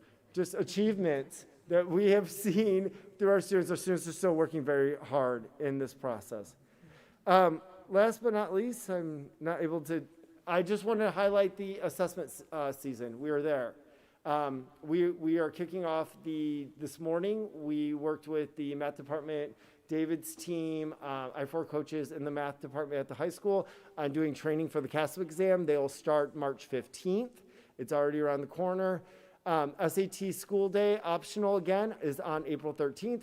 We have 89 students that did sign up for that assessment. We have, then you can continue down the list, CASP and AP testing. Plus, I want to also highlight to the elementary parents that you also have OLSAT testing as well. That's the gate testing that we missed last spring due to the pandemic, and we plan on being able to proctor that in April. And I just want to thank you guys for the opportunity to talk fastly through that. Any questions? Thank you. I'll start with, thank you very much for the report. I'll start with Dr. Stern. Any questions? I don't have any questions, thank you. Okay, Mr. Margot. Thank you. So, Dustin, from what you said, it's the mandatory summer school is the 2E program, and that is basically our learning loss program, right? It's outside of even the pandemic. This is something that we were already working on, is to prevent kind of social promoting, where if a student fails consecutive semesters in ELA or math, and then we look at their test scores in CAS or any sort of summative test scores, we realize that we've just pushed these students onto the next grade band without any remediation. And that's what it's really there to address, is the students that we've identified that have consistently struggled, and that we're trying to make sure that we either have a carrot to dangle to motivate, encourage, and promote. And these are general education students that is our primary focus, because special education already offers extended school year. No, this is great. So the word failed as opposed to learning loss, I just want to I want to define those terms a little more, because you're saying you don't necessarily have to have failed to be eligible. Correct. Correct? So your other metric is the testing that you're using. Are you using, because what we find, and those of us who have taught know that, you know, a C/D student is really tends to be your biggest problem, not the ones that fail. Not many people fail, but it's the ones that kind of slip through the cracks, that pass just enough, but are really not getting the foundation the more and more they are promoted, which is what you're trying to prevent, which I'm thrilled about. So I'm wondering, how open is that category to students that, you know, if we're talking to our teachers and we're looking beyond just data per se, maybe data starts the conversation, but especially I've noticed during the pandemic, when students can do a lot of work with the assistance of utilities at home, you're not going to get as an accurate of a reading per se as you might normally in a classroom setting, which is more of a controlled variable. So the people that are passing, let's say, or getting Bs maybe, really aren't understanding the material. So I'm really concerned, and I'm watching Yoni shake his head, and I'm like, he knows what I'm talking about. So I'm really concerned that we, in all categories, K through 12, that we really do a deep dive into who might be eligible for this, because I think it would really benefit the district as a whole to kind of catch these cases early, especially in the elementary, but to catch these cases where we can, to prevent this promoting students who are really struggling, and it's rightfully so. So I'm encouraged by this, and I would be more encouraged if I knew that, yeah, our goal is not to have any students struggle. So we can't just rely on data, because some people are just, you know, lucky at tests, good at tests, whatever, but they're not mastering the material. Some people are mastering the material, they're terrible at tests. So I think it has to be a little broader of a look, which is obviously a little more difficult. I recognize that, but I think it'll benefit us in the end, because if we're set up for this this approach this summer, and it's successful, we could start getting people out of those chasms that they just year after year, these students fall into this where they get by, but they're not succeeding at the level they could be. And we have just, I'm encouraged. I'll leave it at that, and I'll pass it on to my colleague. Thank you. Can I add to, please? Yeah, Mr. Margot. We are, and that's exactly what you stated, is I may have sounded punitive, and I did, that wasn't my intent. You did not sound punitive. Yeah, but the word mandatory sounds punitive, right? And right, we may work on that. Rebecca, get on that. Totally. I didn't know how else to like frame it on the slide, but we, the assistant principals, the school counselors, the principals, the Title I teachers and stuff, because some of our students are graduating out of ELD instruction, but yet still, like you stated, Mr. Margot, still aren't grasping maybe some concept in English, but enough to be able to assess out of ELD instruction. And we've been using our student success team meetings to identify kids, exactly that, and recommending that to the parents as one of the, not only interventions, but also one of the tools in their toolbox to help support their kid in the future. So what we hope in those courses during the summer is, yes, there will be some that feel forced into it, and that's because we are, and then some that we want to encourage participation, because exactly like you stated, is they can be able to pull off maybe a B or a C in some points, but really aren't mastering the material. They're just moving through the material. Right, so, and next year the C becomes a D, right? And then they drown. And thank you for that. Are you asking teachers, just asking them and saying, look, from the data, this is the list we have. Am I missing somebody? Is there somebody else we should be taking a look at? Yep. Okay. Thank you. Mrs. Wells. I don't have anything further to add except to say thank you. I'm really pleased with the results so far, and I really appreciate you being so proactive in addressing the whole of our students' education. So thanks. Mrs. Schumann. So, thank you so much, Mr. Seaman. I think I just want to put a fine point on a couple of things. This is such an incredibly unusual environment. We don't have data from last year testing because we didn't do testing last year. We also had executed reconfiguration, and we still can't really assess the success of that because of the pandemic and when it started. I think it's such a great, it's very confidence building for me to see the effort going into really trying to make sure, assess, and reach out to the students. As we know, so many people have had a difficult time during this remote learning environment. And I'm very happy to see that there's going to be support and supplemental opportunities. So I thank you for that and for all the whole team's work in making sure that that's acknowledged and that that's happening. I do want to bring up a couple of things. BHEF, if I know that you're not the BHEF person and running the summer academy, I get that, but I actually had just signed my daughter up for BHEF summer school, and on one part it said it was live, and then another part it says virtual. Doesn't matter to me because we're doing it either way, but I was just wondering if you could clarify that, and also for the middle school in addition to high school. Do you know?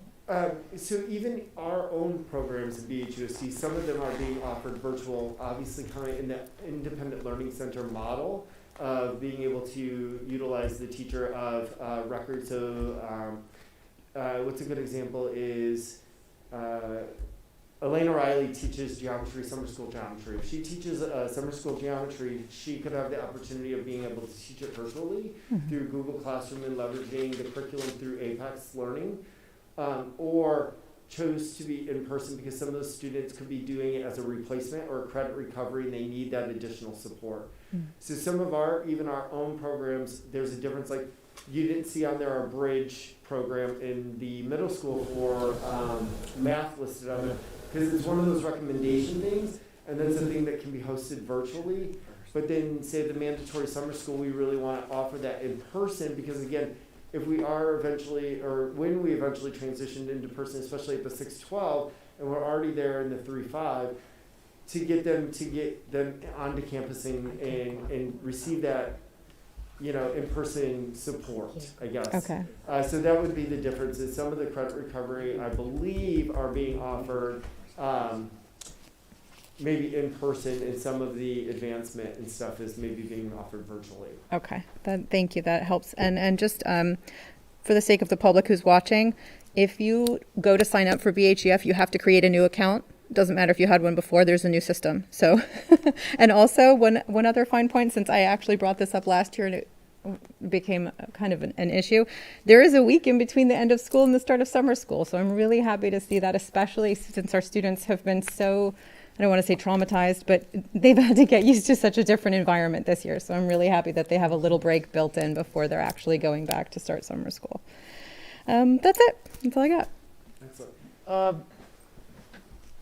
Dustin, thank you for that very comprehensive report, and what you're doing for the kids to try to bring them back up to speed is really amazing. I had a question regarding we are just approving a lot of new air tutors, and as you know, that was my question, and they are going to be available for now till the end of the school year, and I hope that we can do those and use them to our advantage, because that's something that I questioned whether it was just English learners, and you corrected it and said it's for anybody that seems to be struggling along that we can use them for. And the other thing is, I would hope that at this time, though it's not what we want, the smaller classes, these little cohorts coming back, is going to enable the teachers that have them right now. It's not all of them because some of them are not coming back, but it's going to enable those teachers working with them so in the small group settings to really identify some of the kids that really are going to need help. And I think that that's, though it's not the best idea, if there's some good from this, that there's going to be a chance for teachers to identify some of these kids that have been at home for long and may not have recognized some of the problems that they were really having. Although with our teachers being so incredible, I don't expect that to really happen. So I just hope that we can identify some students that way with these smaller groups if we need to, and that they'll have a good relationship in as far as connection with the parents to really know what the kids are going to need for the summer and get them signed up so that we can hopefully keep our kids up to speed. So that would be my comment, and I thank you again for your work and your time. Thank you. Can I mention one thing to the public just off of yours is, if and when you feel, no matter what grade band your student's in, and you feel that there is something that maybe isn't being mastered, or there's a struggle or a stumble at home, and you as a parent are starting to notify that, please reach out to your teacher and or school counselor. Do it now. Don't wait till sign up for something over the summer. Especially around credit recovery, we still have time to be able to recruit, change grades, work on making sure. So reach out to your teacher or your school counselor today. Don't wait till the summer. Thank you. All right. Thank you. I believe next we're going to hear about a retirement possibility and the approval of a public agency retirement service retirement plan. I will need a motion I would like to approve the public agency retirement service retirement plan. Do I have a second? Second, yes. Okay, do we have someone to make a presentation? Aha, I'm Yes. sorry to keep you waiting. I didn't Thank intend you, that. President Marcus, board members. Yoni, like you, this is my first go round in person, so it's exciting to be here. It's exciting to see everybody. Earlier this year, the board approved an agreement to explore offering a supplementary retirement plan, and we chose to work with the Public Agency Retirement Services, or more commonly known as PARS. Mr. Roach and I have kind of tag teamed this one. He and his team and my team have worked together to get this all together. Tonight we're excited to have Rachel Sanders from PARS here this evening, that she is going to provide the post-analysis and of the incentive and for the board's consideration. Rachel, if you can, there she is. Rachel, I just will say before Rachel starts that just been a pleasure to work with her and her team. They've been so responsive, as much as right up to this moment, giving us an analysis and taking emails and calls from me and texts from me. So thanks, Rachel, to you and your team, and look forward to hearing from you. Great. Thank you, Matt. Good evening, members of the board. Glad to be here with you tonight virtually. And as explained, I'm going to share the results of the early retirement incentive with you all. So I'm just going to share my screen here. And hopefully everybody is able to see this okay. So I last spoke with the board on January 26th when we first were looking for the board's approval to open up the contingent window to see how many folks actually enrolled and what the results look like. And tonight we are here to go over those results. Before I share the results with you, I just wanted to give kind of a quick reminder of what this plan actually entails. So this is an offering, basically a one-time incentive offering to employees to incentivize them to retire earlier than they may otherwise have chosen to do so. The district decided to provide a benefit that was equivalent to 80% of an employee's final pay, and this would be purchased through a Group 403B annuity held at Pacific Life Insurance Company. So each eligible employee had 14 different ways in which they could take that 80% of their final pay. They had 3 variations of lifetime options, and then they also had options to take those as a stream of income for a fixed period of time, anywhere between 5 and 15 years. So it really did allow your employees to choose an option that worked best for their individual circumstances. Now, when we first met, we shared with you what went into the PARS analysis methodology. So, of course, when we offer these plans, we work with districts to gather data, and we do the projections to the best of our ability based on staff feedback as to what we think will happen. And so, as a quick reminder, our analyses are very comprehensive. So they include every variable that could ultimately impact whether or not these plans save money. We factor in everything from the compensation differential between your employees. We factor in what you would currently expect as retirements this year without offering this, and even account for the fact that you will see a decrease in your natural attrition after offering this. In addition to that, we factor in the cost for running the program, your retiree health care costs, and additionally, we do factor in savings due to potential non-replacement. So I'll mention that as we move forward, because staff did share with us some non-replacements that were happening in certain employee groups. Again, we verified with staff going through this exercise what the eligibility parameters were. It was offered to all employee groups, as you'll see here, and it was offered to employees in these groups that were eligible to retire either under CalSTRS or CalPERS. It did not require that they retire, but they simply did have to be eligible for retirement. Again, we worked with them to ensure that we were using realistic assumptions when it came to what the replacement salaries would be for these employees, and again, factored in all of those additional costs I just mentioned to make sure that when we actually give the projected fiscal results that we are using realistic figures.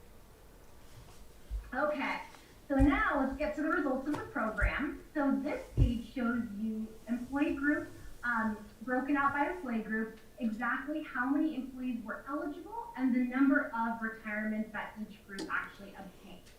So over the last 30 days or so, their employees were educated on the program, and these are the final results of who enrolled as of 5 p.m. last Friday. So you had 11 certificated non-management, 1 certificated management, 4 CSEA, 2 IA, 3 OTBS, and then none from the other group. So in total, you had 21 employees that took advantage of this program for just about 14% of the group that it was offered to. Now, most importantly to you, what did that look like in terms of savings? So based on our projections, what we usually do is we assume full replacement, and then with the feedback from the district, which Matt, Wade, and Dr. Bragg, you were so kind to work with us to turn this around quickly, they were able to look at the enrollment list to determine, based on who enrolled, in which employee groups could there be positions that were not replaced. So starting with the teachers or certificated non-management, they indicated that 4 employees from that group would be non-replaced. Therefore, you can see the savings over 1, 3, and 5 years, with the 5-year total being close to $1.86 million. So great savings for that group. The certificated manager is going to be replaced, as is the CSEA group. But they did indicate that for the IA classified non-management group, as well as the OTBS group, there were 2 non-replacements based on the employees who enrolled there. So you can see that both of those also yielded savings, about $190,000 for IA over 5 years, over $500,000 over 5 years for OTBS. So the bottom line is, if we're looking at the total for all of the groups combined, you can see that over 5 years, this is projected to save the district about $2.4 million. So we would consider that a successful program. And at this point, I am happy to answer any questions that anyone may have. Okay, let's start with Dr. Stern. I don't have any questions, thank you. Mr. Margot. Thank you. So I this out. This could go to anybody, probably most likely you, Matt, or Mr. Roach. Is there a scenario in looking at our staffing where we're not going to abide by these non-replacements, where we think that this could turn on a dime and therefore greatly affect the savings parameter of the program?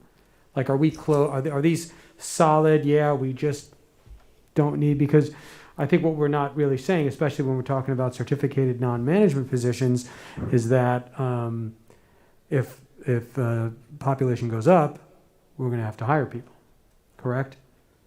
And that will affect the overall savings. Potentially. I would say that we were extremely conservative when we made these decisions here. So we're pretty safe with this number as far as our savings? And Wade, you agree? Okay, I'm getting thumbs up from both of them.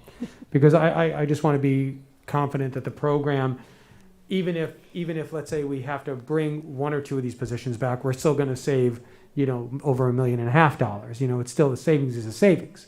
So, and maybe we'll use that to paint this room. But yes, please. Yeah. Anyway, so I know we've gone on this carousel before with PARs, and we've come close and saved a little bit, but this looks pretty substantial. So I'm very pleased at the work, and I just want to thank everybody as well as Rachel, and I appreciate you seeing this through to a good conclusion. Thanks. Mrs. Wells. I don't have any questions, thank you. Mrs. Walker-Schumann. I don't have any questions. This is a great presentation. I'm happy. I think we've offered this for 3 years. It's the first year that we've had enough participants to actually do it. So I'm happy that we're able to see it through this year. Well, I'm just a couple of questions. Under certificated management, we show that we are not making savings, that we actually are losing money, perhaps because we have to replace them. Are you accounting for that as cost of living and other increases that they get, or how does that work out? I'm going to defer to Rachel. I'll start by answering that. So yes, the losses are typically seen with these programs when it is offered to management and classified employees, and those employees are replaced at full capacity. And the reason for that is, as I mentioned, a lot of what drives the savings for these programs is the compensation differential between employees. That is very much the case for teachers, where you do have that bigger spread between an outgoing teacher and someone that would be coming in to backfill their position. With management, it really just ends up being that when you do hire a manager to fill another manager's position, there's really not a big compensation differential. And so when we do apply all of those other factors as well that you just mentioned, it typically does end up being a loss in that case. Okay, I noticed that the people who have taken the early retirement, some of the plans they have, and just for my clarification, if a teacher took number 5 option, that means that they're going to collect that money for 5 years, and that's then it stops right at that point. There's nothing further on after that. Yes, you are exactly right. So if someone chooses option 5, that's an option that pays out monthly for 5 years. So that person would receive 60 total benefit payments, and then the benefit would stop. Well, if someone had a crystal ball and could figure out how things are going to be, I think it would be wonderful. But I'm not sure that I could do that. But that's a good point. Anyway, I want to thank you, both of you, for bringing this to us, and I think I'm glad for the teachers that have decided that they're going to retire, and I'm going to wish them well in advance, so I know who they are, but we can't reveal them just yet. So I just want to let you know that we appreciate it, and I'm looking forward to talking to those people that are taking retirement at some point. Thank you very much. There's a system shutdown happening. Thanks, Rachel. Here's Ricky to save the day. Saving energy. So I think we need to vote, no? All right, approval of agreement for management system. I would like No, to. we have to vote on the PARs. Oh, I'm sorry. Oh, got so excited about it. But we have to wait a second because we lost our I colleagues. lost my screen. I lost my screen. 2. Oh, there it is. I got it back. Okay, I call for the question. Oh, wait, we haven't got Mary and.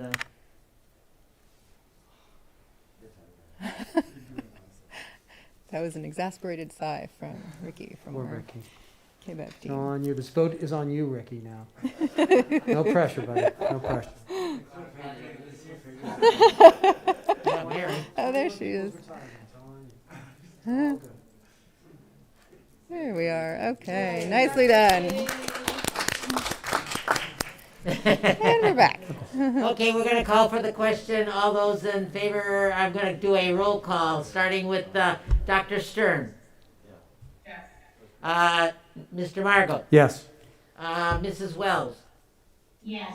Mrs. Walker-Schumann. Yes. And Mrs. Marcus is a yes. The approval of the public is a 5-0. Thank you. Okay, I'm going to move to the approval of an agreement for emergency management system, the EMS integration at Beverly Vista School with the air conditioning solutions. Do I have a second? So moved. Thank you. Any discussion or questions about that? Do not. Okay, call for the question. Dr. Stern. Yes. Mr. Margot. Yes. Mrs. Wells. Yes. Mrs. Walker-Schumann. Yes. And Mrs. Marcus is a yes. Okay, this is for, I'm going to call, Wiz is going to have a presentation. Approval of the 2021 second interim report with a positive certification. Can I get a second? I'll second. Thank you. Do we have a report? Yes. Thank you, Mr. Roach. Yes, President Marcus, members of the board, I have a short presentation, much shorter than my colleagues. So I'm going to. You two take that outside, please. But stay 6 feet apart.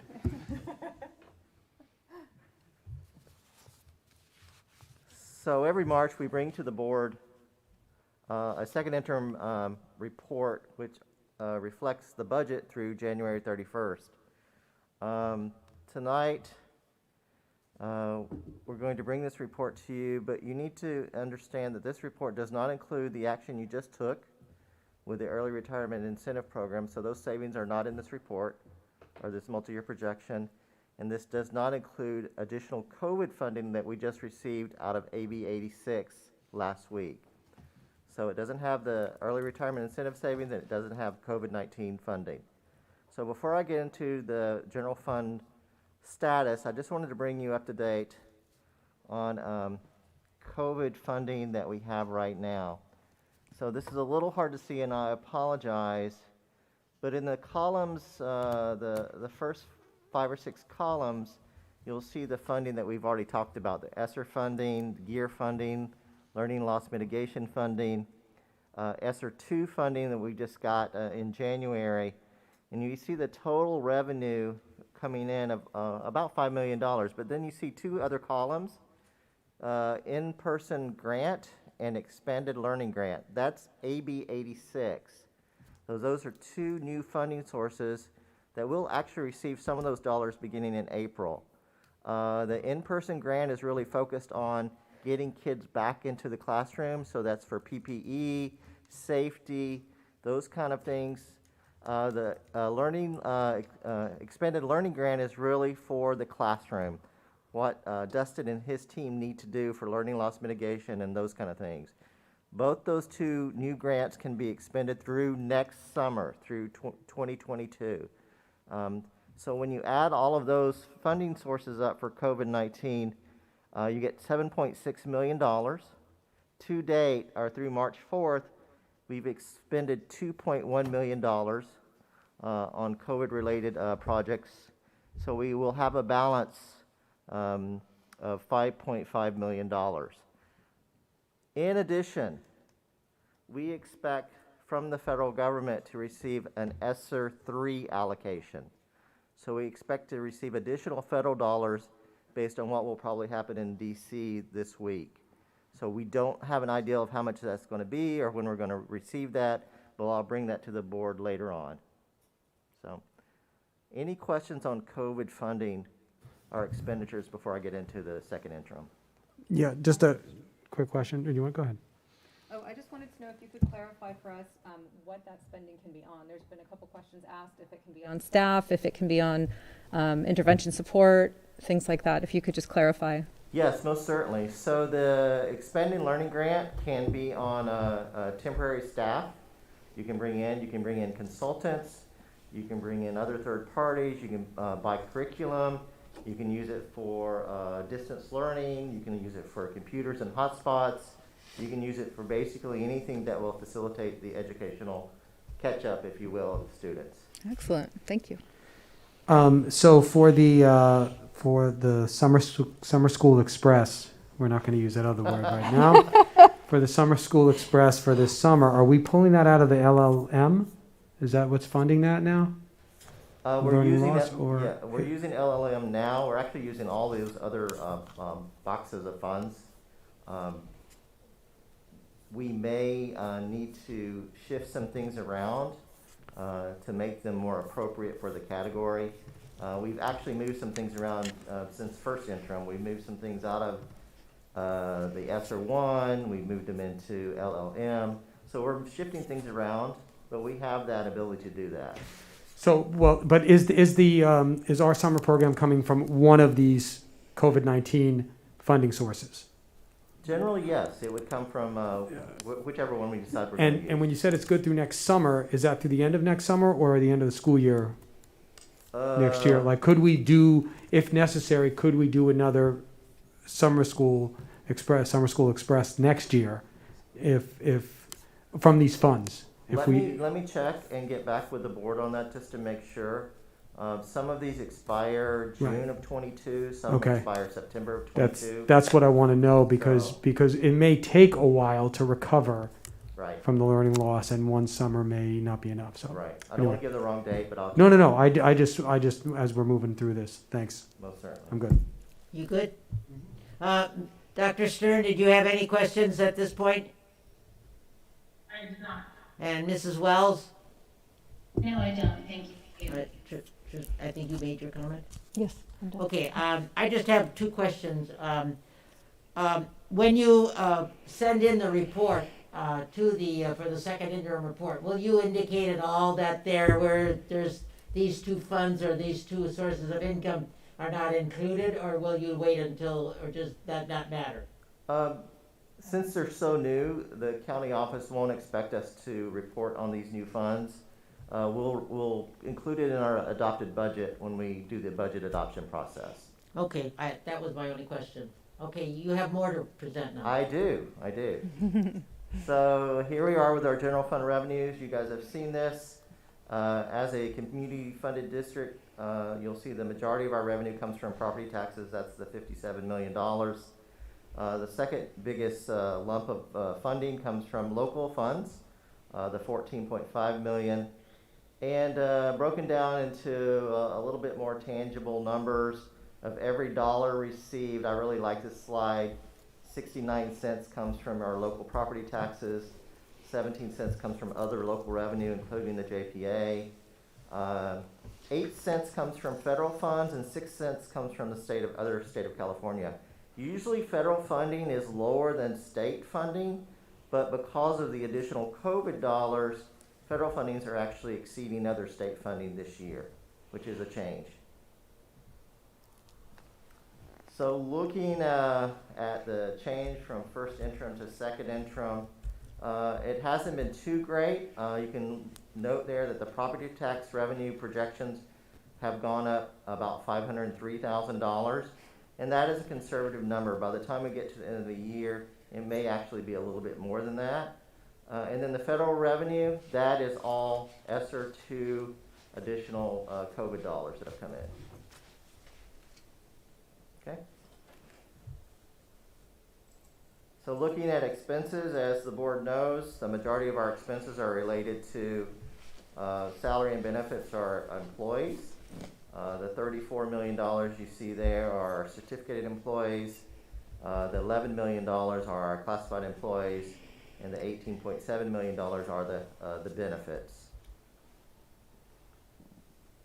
Broken down into each dollar paid out, 41 cents of every dollar expended are certificated salaries, 22 cents are employee benefits, 14 cents are classified salaries, 15 cents services and other operating expenses, insurance, utilities, 5 cents for books, and 3 cents for other outgo and deferred maintenance.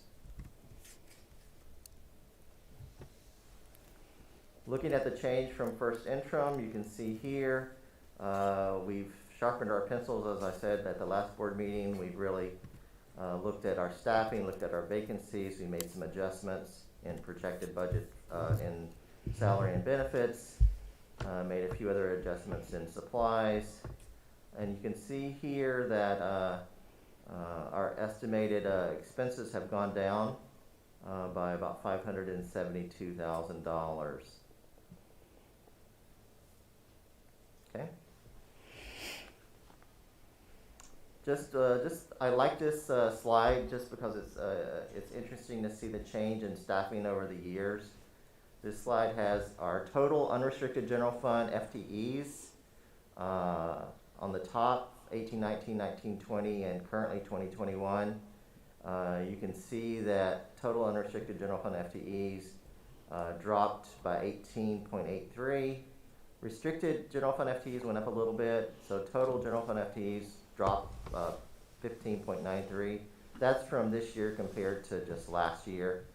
Then down below, I just broke out our teachers, our classroom teachers, and you can see the change there.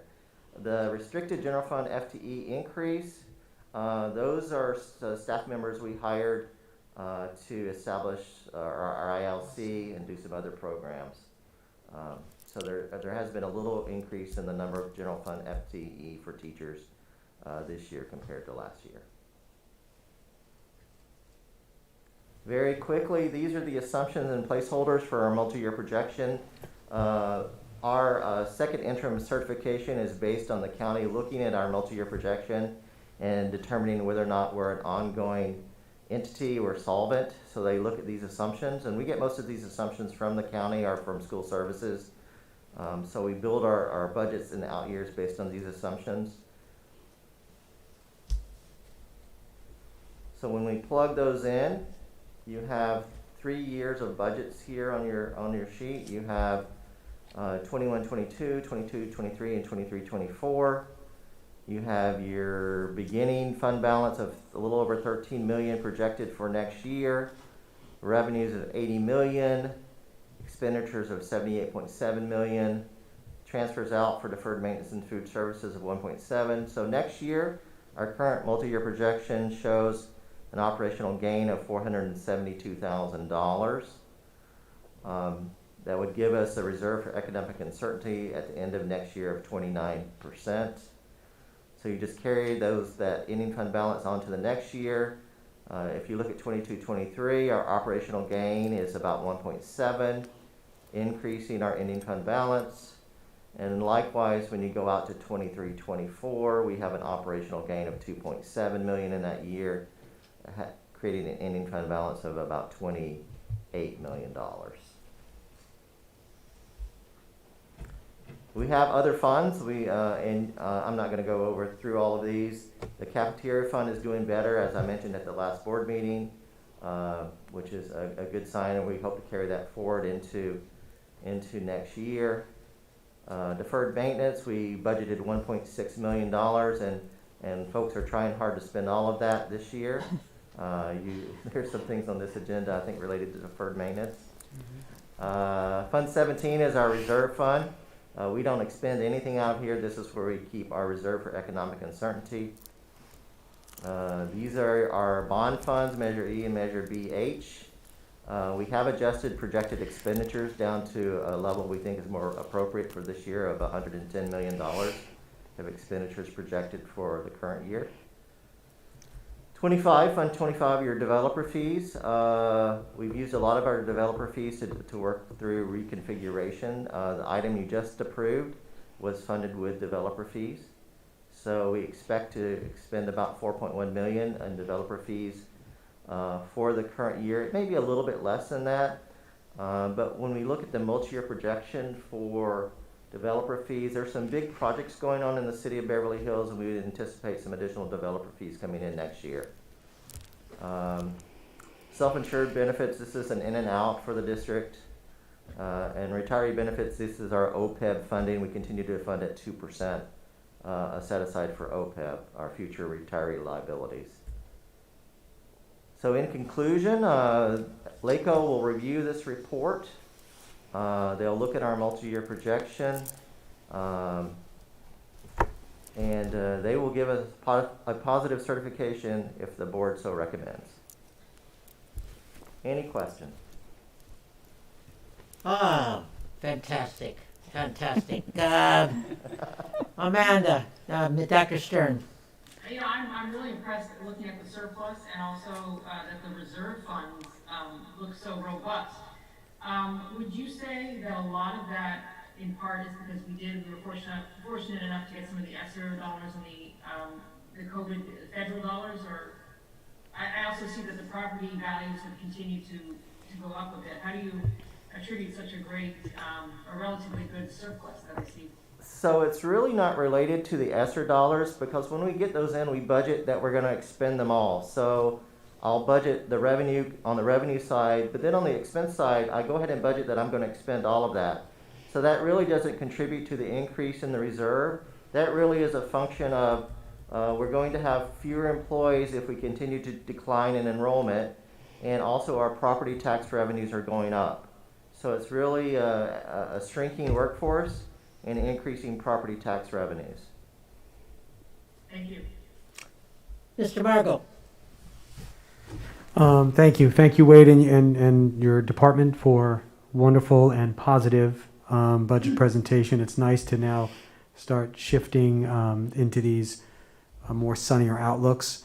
So I just wanted to reiterate what I said before and maybe kind of clarify it, but I'm looking at the 8 different COVID-19 resource funds, and because we don't have the information in front of us, what the expiration dates for these funds are, And we're going to have to do a little bit of anticipation because we're not sure yet what's going to happen after the summer and if we're going to need to set aside dollars. And with the expiration dates, it's going to be a tricky program. So I want to maybe at some point have this come back to us with a little more breakdown of where these resources are going. So if we're like, let's say the one of the ESSERs is PPE or whatever we said, just so we can kind of get a gist on what we're looking at post summer, and if the county changes anything going into the fall. You know, a lot of us are under the assumption that we'll go into the fall completely normal, right? I don't know if we're under that assumption or not, but I know the public is, and already there's talk, universities and everything's back in full. But there still may be mask requirements, there still may be sanitation requirements, so we have to really balance how we allocate those funds. And I just want to make sure at some point we can, Dr. Breggy, if this could come back, you know, not obviously we need to wait to see what the county's up to before we talk about this, but maybe sometime in April, you know, we can talk about what the future of these funds look like when they expire and how we're going to best allocate them so we can get the most out of them without losing them. So, thank you.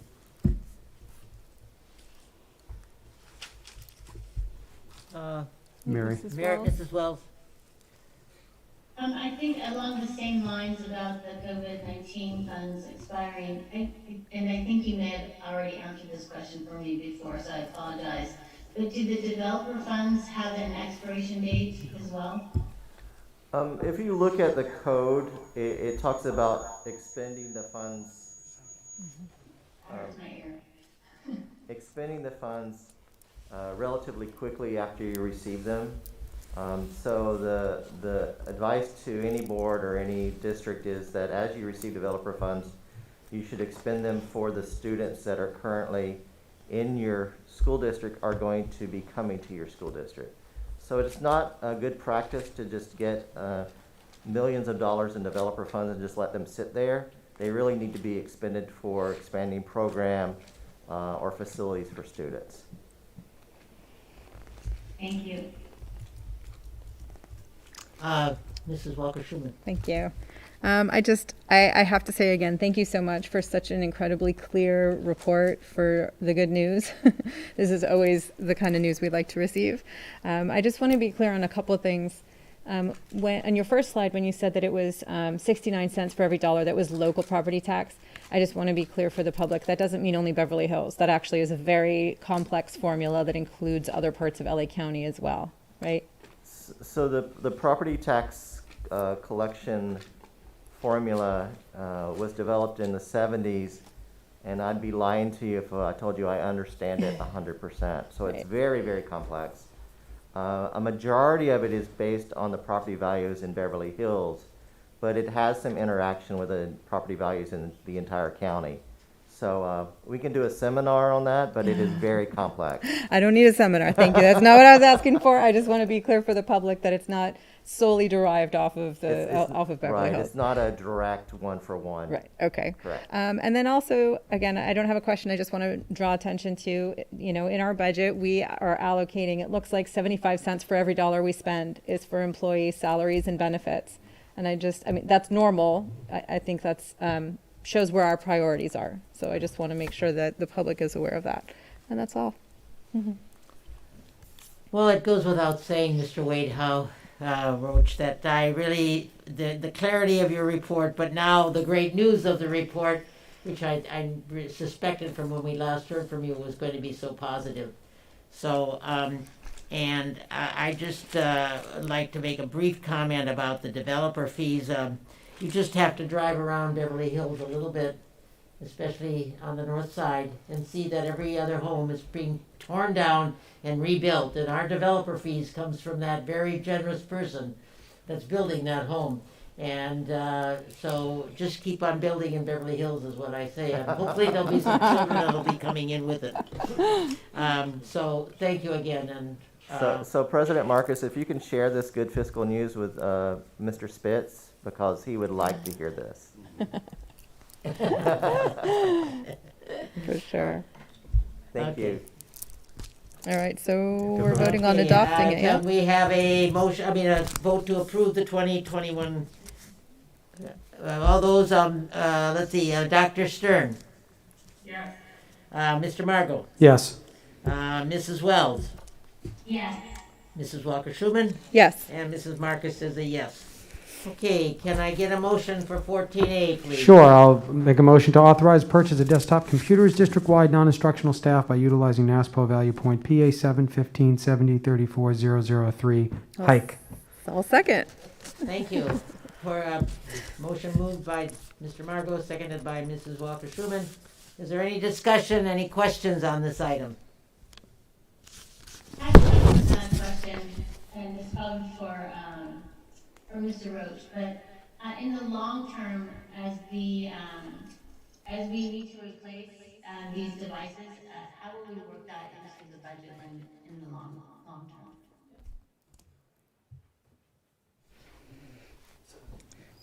Mr. D'Amico is going to join us for that response. Mr. D'Amico, thank you. Good evening, everyone. So one of the things I want to be able to say we did, as well as Mr. Roach does, is give you a plan that sort of shows you our long-term projections for all of our technology expenditures. So that would be infrastructure. So things like this that keep everything going. It would be, and you hopefully not so visible, but and then devices and classroom equipment, all of those things. I've prepared a 5-year projection, and Mr. Roach and I are reviewing it, and we'd like to present it to you at the end of the month. But essentially, we're trying to set the district up so that we have. I know we have one refresh, and possibly two, very likely two, if everything looks the way I think it's going to look over the next 5 years. So. The goal is to make sure that we're keeping technology moving forward for students and for staff, at least 7 years out with bond funds and other monies that we have. Just to be clear, Does that answer the Measure question? BH, right, had allocated money for the refresh at year 5 and 10 for technology. It did, yes. Yep. Oh, thank you. Thanks for Okay. clarifying that. Uh-huh. All right, any other discussion or questions? Okay, I'll call for the question. Dr. Stern? Yes. Mr. Margot? Yes. Mrs. Wells? Yes. Mrs. Walker-Schuman? Yes. And Mrs. Marcus is a yes. And call for a motion for 14B, please. I move approval of a professional services agreement with RMA Group to provide construction material testing and inspection services for Horace Mann School, new kinder restrooms, restroom ADA improvements, and installation of new drinking fountains project. I'll second the motion. Okay, any questions or comments or discussion? No? I just wanted to make a point about this, that I questioned it only from the standpoint of why, after a school has been remodeled and redone and so on, after such a short time, we have to have this expenditure. And I believe that when Horace Mann was built, it was built with the idea of being a K-8 school. And it was during reconfiguration that this was discovered, and now we have to remodel and change some of the restrooms and so on to accommodate the fact that it's only little kids and not 6th, 7th, and 8th graders. So that was the reason for this, and I just wanted to share that with the public so they would understand it. Thank you. Call for the question. Dr. Stern? Yes. Thank you. Mr. Margot? Yes. Mrs. Wells? Yes. Mrs. Walker-Schuman? Yes. Mrs. Marcus is a yes. Okay, 5-0, it passes. I'd like a motion for 14C, please. I'll make a motion to award bid number 2021-006, Horace Mann School new kinder restrooms, restroom ADA improvements, and installation of new drinking fountains project. I'll second. Mrs. Walker-Schuman is a second. Mr. Margot has made the motion. Any questions or comments or discussion? Hearing none, I will call for the question. Dr. Stern? Yes. Mr. Margot, Yes. Mrs. Wells, Yes. Mrs. Walker-Schuman, Yes. and Mrs. Marcus is a yes, 5-0. I will move for the approval of the additional furniture, furnishings, and equipment, the FF&E for Beverly Hills High School Building B1 and B2. I'll second. Thank you, Mr. Margot. And I made the motion, Mr. Margot seconded it. Any discussion? I have a question. Okay, wait, let's, Dr. Stern. Any questions or comment? No? Okay, Mr. Margot. I had asked staff about the lack of an attachment for this, and I did get an explanation, but I'm not I'm not satisfied with the explanation. So let me ask again: how do we vote for additional funding on a document that's not attached to the agenda? And I would defer almost to Mr. Roach and say, is there enough supporting evidence for the increase for this without having an actual document attached?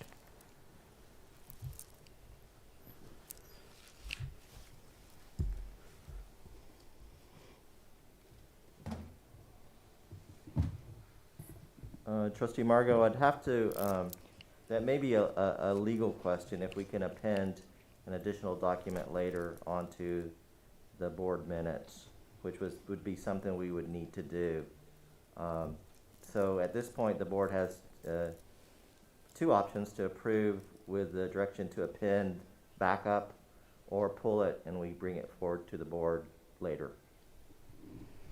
So, President Marcus, you made the motion, correct? Yes, you want to pull the item? No, I would like you to amend the motion to have the pending documentation. Okay, I will approve the amended motion to amend the documentation to be approved.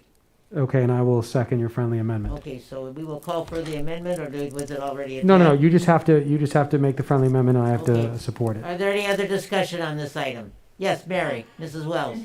Sorry, that went right over my head, so I'm not sure what you're doing with the amended motion. Someone just. We're going to approve the item pending proper documentation that's attached for our business office to be able to process. Well, the way I understood this, and I may be wrong, was that the original motion, they did not spend as much money, so this was money that was left over, and then with the additional expenditure on the new item came to the $26,000. That's the way I understood it when I read it. Maybe I'm wrong. That's what I... No, I think that's correct. I think that this process is just to make sure that the documents that demonstrate the need are actually attached to the minutes for the future. Okay, and so it's not something that is, that's what I'm just saying, that the document isn't there. I understand. Thank you. Okay. Okay, can I call for the question then, please? Dr. Stern? Yes. Mr. Margot? Yes. Mrs. Wells? Yes. Mrs. Walker-Schuman? Yes. And Mrs. Marcus is a yes, so okay. Okay, we're going to have now a discussion and then maybe an approval of the Facilities Committee guidelines that have been presented to you before the meeting today. I think we can have the discussion, or would you like to make a motion and then have the discussion? It's up to you. What do you prefer to do? We'll make a motion. I'll move approval of the, discussion and approval of the Facilities Committee, FCC guidelines and attachments. Okay, thank you. I will second the motion. Okay, so we will now have the discussion and subsequent approval. Okay, Dr. Stern. At this time, nothing to offer to say. Okay, Mr. Margot.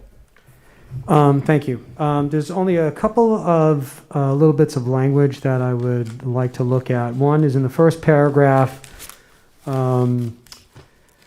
to say enhance public confidence in the district's ability to effectively manage its facilities and construction program. Wait, I have to pull this right here. What paragraph?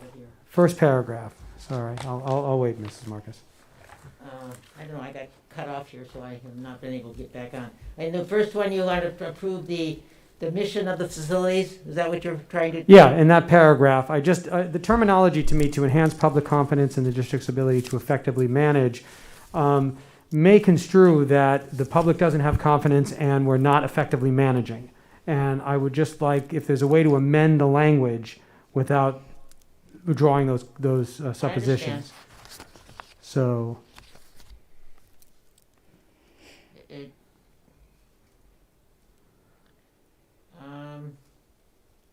See, I would rather say is to inform the public about the district's ability to effectively manage. I would have hoped that maybe you could have submitted that ahead of time so we could have seen that. That's what I had hoped that would come in ahead of time, but I appreciate, I thought. We can still. Yeah, we can approve it, we can approve it with the changes. Okay. So you want to inform. To inform the public of the district's ability to effectively manage its facilities and Inform the public. Yeah. And drop out the confidence in the district's ability to effectively manage its. No, we could keep to inform the public of the district's ability to effectively manage its facilities and construction programs. So I've got to inform the public. Of the. Yeah, then just continue it. District's ability to effectively manage its facilities, okay? Just take out the confidence issue. Okay, thank you. And my other note was for the selection of committee members. I wanted to ask about and what my colleagues feel about M&O being involved in something, because we're going to talk about future construction projects, 7-Eleven committee findings. We did talk about that when we made that list up, and I have no objection to it. I don't know what happened. We have found the effectiveness of having that communication between new construction and M&O really important when making decisions in construction, because it informs, once the building is built, it's going to stand a lot longer than it was getting built, and it's going to be the M&O department that takes care of it. So I just thought that would be a benefit to have. Well, I think we did talk about it. I don't know why it didn't get included, so we'll add the M&O director. Yeah, as an ex officio member, like the. We would be adding one there, though, the M&O. So we do have the executive director of construction facilities. Which begs another question. Who is that? Who is that? Well, that would be Ken Haas. Okay, so that's who that is then. So that covers M&O. So that is M&O. So his title is not. Is that his title? That's going to cover in both the maintenance and operation. Okay, fine. Right. Then I apologize. I was, because in the past we've had directors of construction that were not M&O, so I just wanted to make sure we're clarified. Okay, so that's who that is. Great. And then the other thing, I think we talked about it tonight, are developer fees. And I think the committee should be involved in discussing future usage of developer fees, as Mr. Roach was saying about how they have to be spent when they come in. That would be something the committee could be tasked to looking at. So I don't even know if we need to add that per se. I just want to make that recommendation tonight, because I think the committee would serve a purpose for the board. I think when the committee is formed, you could put that in there. I mean, that would be one of their responsibilities. That's a charge of the committee, yeah. Okay. Okay. Does everybody agree with me? It's a discussion. It's not absolutely autocracy here. I don't know if we have to include that. No, you don't really have specific so. duties of the committee. I just wanted to bring it to the. We have to put that on the notes. Put that in the notes. Okay. Okay. All right. Thank you. Thank you. Mrs. Wells. I have no other things to add. I just wanted to clarify that it will also include updating where we are on the existing master plan and projects. But I didn't hear what you said, the existing. Master plan and projects. Master plan and projects. Yep, it says regarding current and planned construction projects within the district. Right. Okay. I don't have any additions, any questions or anything. Anything else, Mrs. Wells? No. Nothing? Okay, thank you. Mrs. Walker-Schuman. I don't have anything else to add. Well, actually, okay, I take that back. We did talk about, we did talk about having someone from the 7-Eleven committee. I don't know how long that committee is in existence, but it's not listed here. certainly, this is open to the public, so we can have members of that committee come in, just by informing them of the date and time and everything.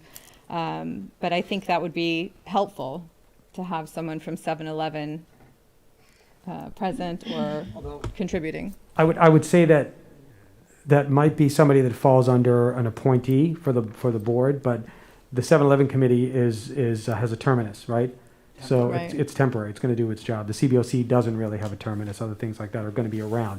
So I think it might be a place to find somebody for somebody to appoint, but I don't know if I'd want it documented in memoriam because Okay. it's a temporary committee. That's fine. I just wanted to make sure that it's up for discussion and that they have some kind of presence in it, because that was a lot of what drove the conversation about this. Yeah. We have a chance then, when we approve this tonight, to start to get this rolling with the next meeting, so I would appreciate it if you could come in with some names and find somebody that you would like to nominate, because every member of the committee will be able to nominate somebody from the community to be on this committee, and I would like to get going. That's why I asked tonight that we would be able to discuss it and then approve it so that it didn't get pushed out another 2 weeks. So with that in mind, I would like to call for the question.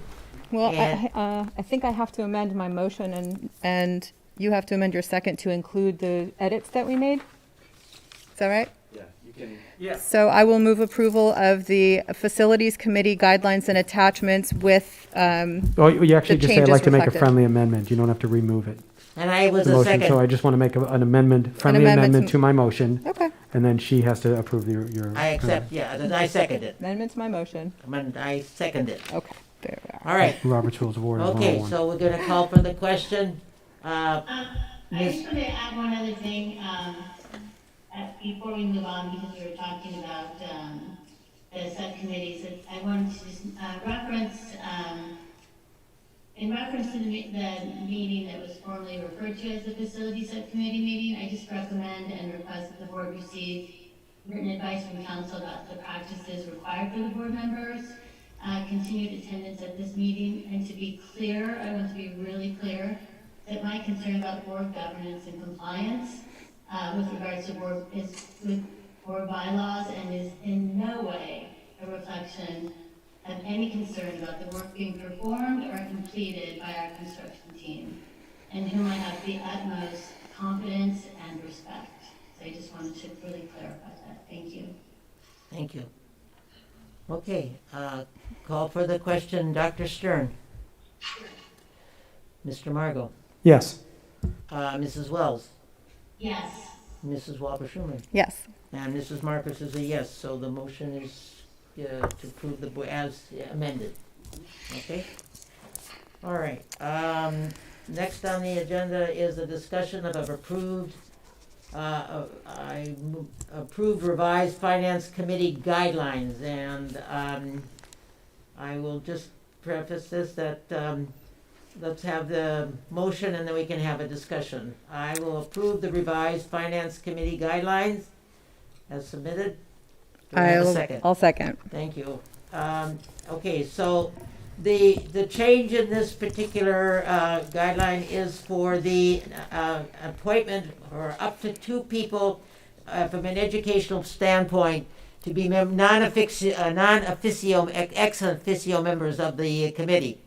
And this was requested by the members of the Finance Committee themselves.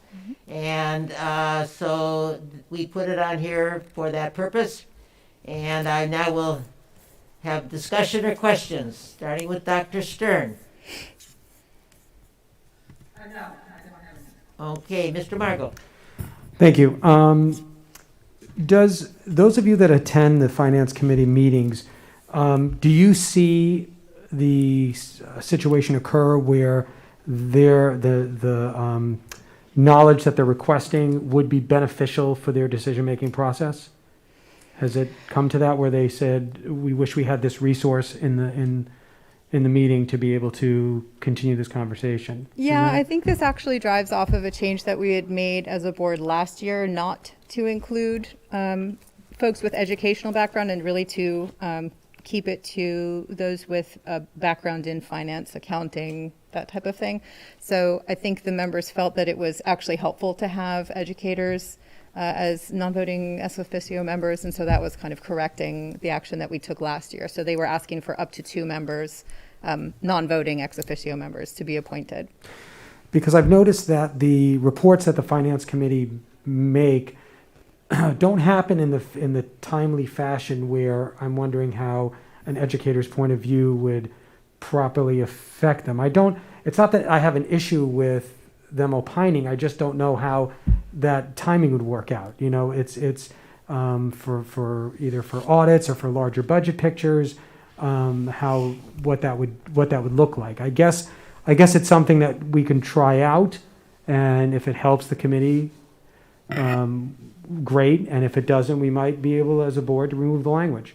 So it's strange to me because for the longest time, that committee operated independently of everything else in the district to really look hard at numbers and irrelevant of what they're asking to now include in the conversation.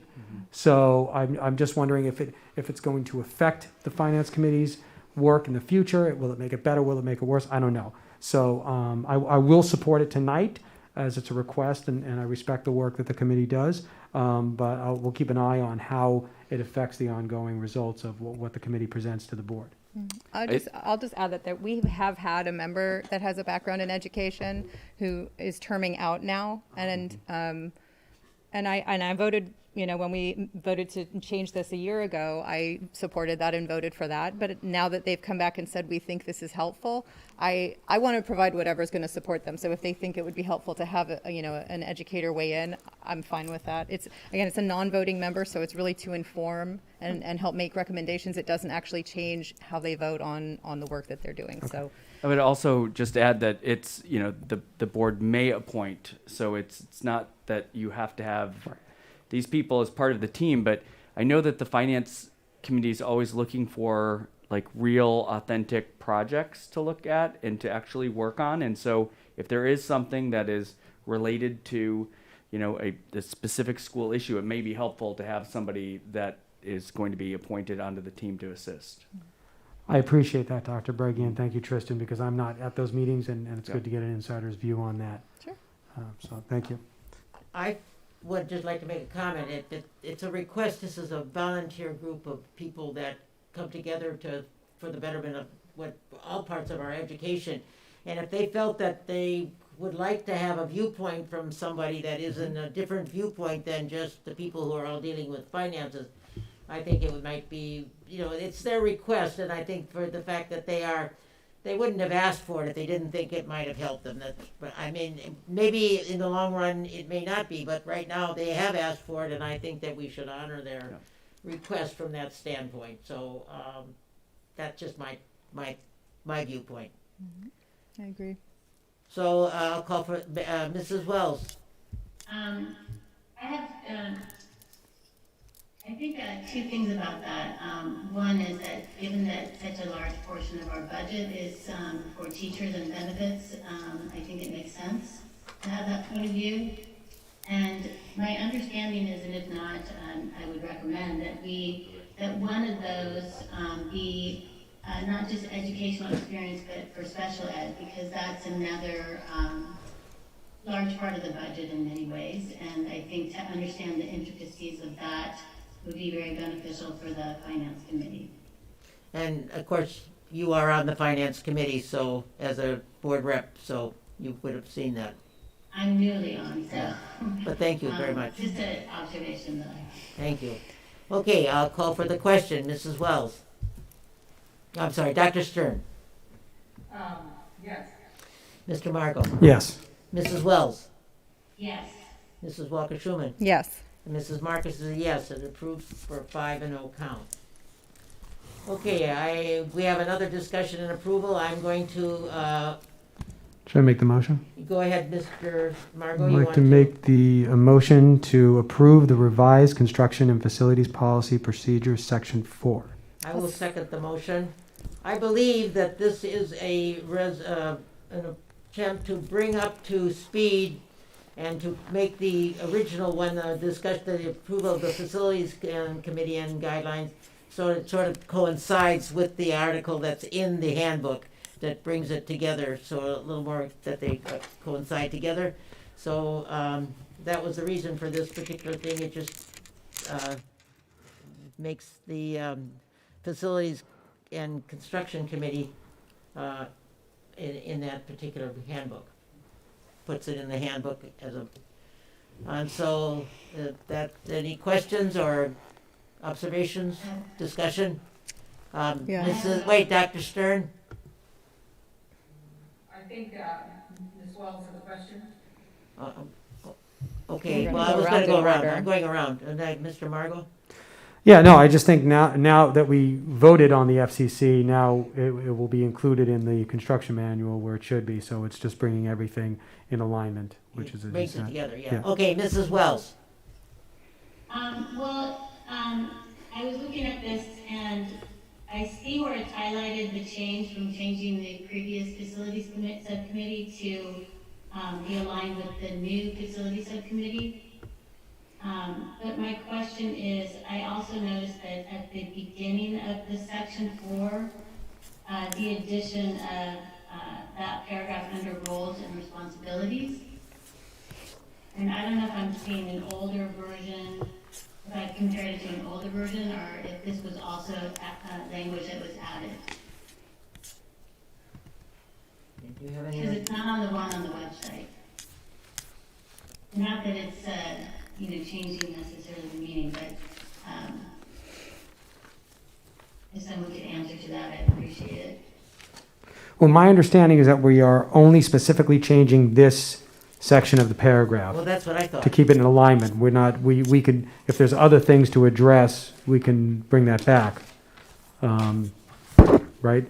Well, she said she found something in there that shows that But it isn't. is it- I don't know if it's this particular portion. Right, because we're only voting on this particular Right, portion. that's what I'm so- only voting on, right. Right. So I don't know, Ms. Wells, is this something that's in the transmittal, or is this something else in the manual? It's not in the original manual, it's been added on this transmittal, so that was my question. Well, then we'd have to bring that up at another time, but right now, I agree with you, Mrs. Wells, that we have to point that out and bring that up. It's just that first paragraph under roles and responsibilities, so I don't know, who prepared this, was it Wade? Huh? Roles and responsibility isn't here. I don't see roles and responsibilities as part of the rationale. I think that's what she's talking about. The one on the website that was adopted, 2018. yeah, in October, I think October 2018. Right, but that we'll have to bring back, because that's not on our open agenda, so we No. have to. We'll have to go back and look at that. It also may not be the most updated one. The one that's attached to the agenda from 2018.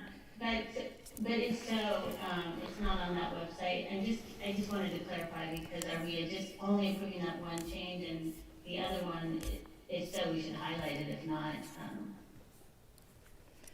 Well, we're adopting the edited version that was attached to the agenda. We're only So it would be looking at the both. one right, here. so that edited version attached to the agenda includes an edit at the beginning, that's all I'm calling out, so.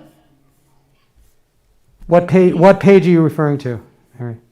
It's the very beginning, when you go underneath, it's page, I'm sorry, let me give you specifics. Page 2.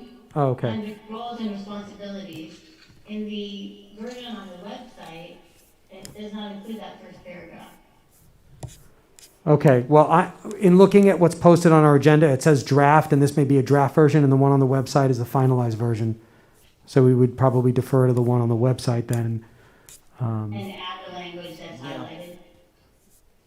That's highlighted on page 6. Yeah, we have to replace the language on page 6, but for some reason Dr. Breggy, we're working on a draft version and not the final version. Yeah, I'll have to find out what the difference was. I did not upload this, so I'll have to look to see. There's not a difference in the draft section version- where. The draft version that was adopted. Right. You could just approve the highlighted section, I'd be fine with that. That's what we're approving, just the highlighted section, and right. the strike of the section before. Yeah, that's all we're doing.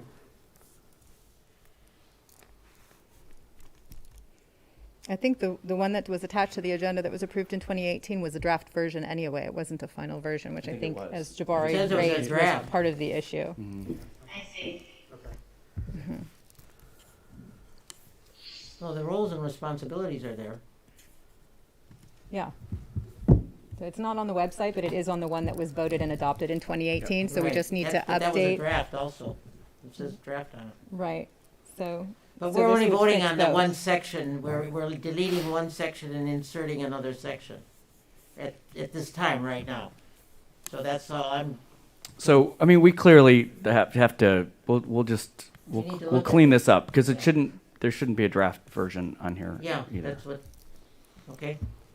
Okay, I'm gonna call for, any other questions or comments on this? Hearing none, I'll call for the question. Dr. Stern? Yes. Mr. Margot? Yes. Mrs. Wells? Yes. Mrs. Walker-Schuman? Yes. Mrs. Marcus is a yes. The vote is 5-0. It passes. Okay. Okay.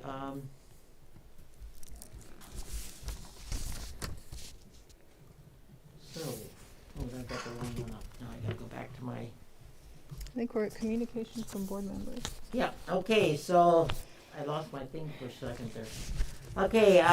We're now at communications from board members, and Dr. Stern, you're up first tonight.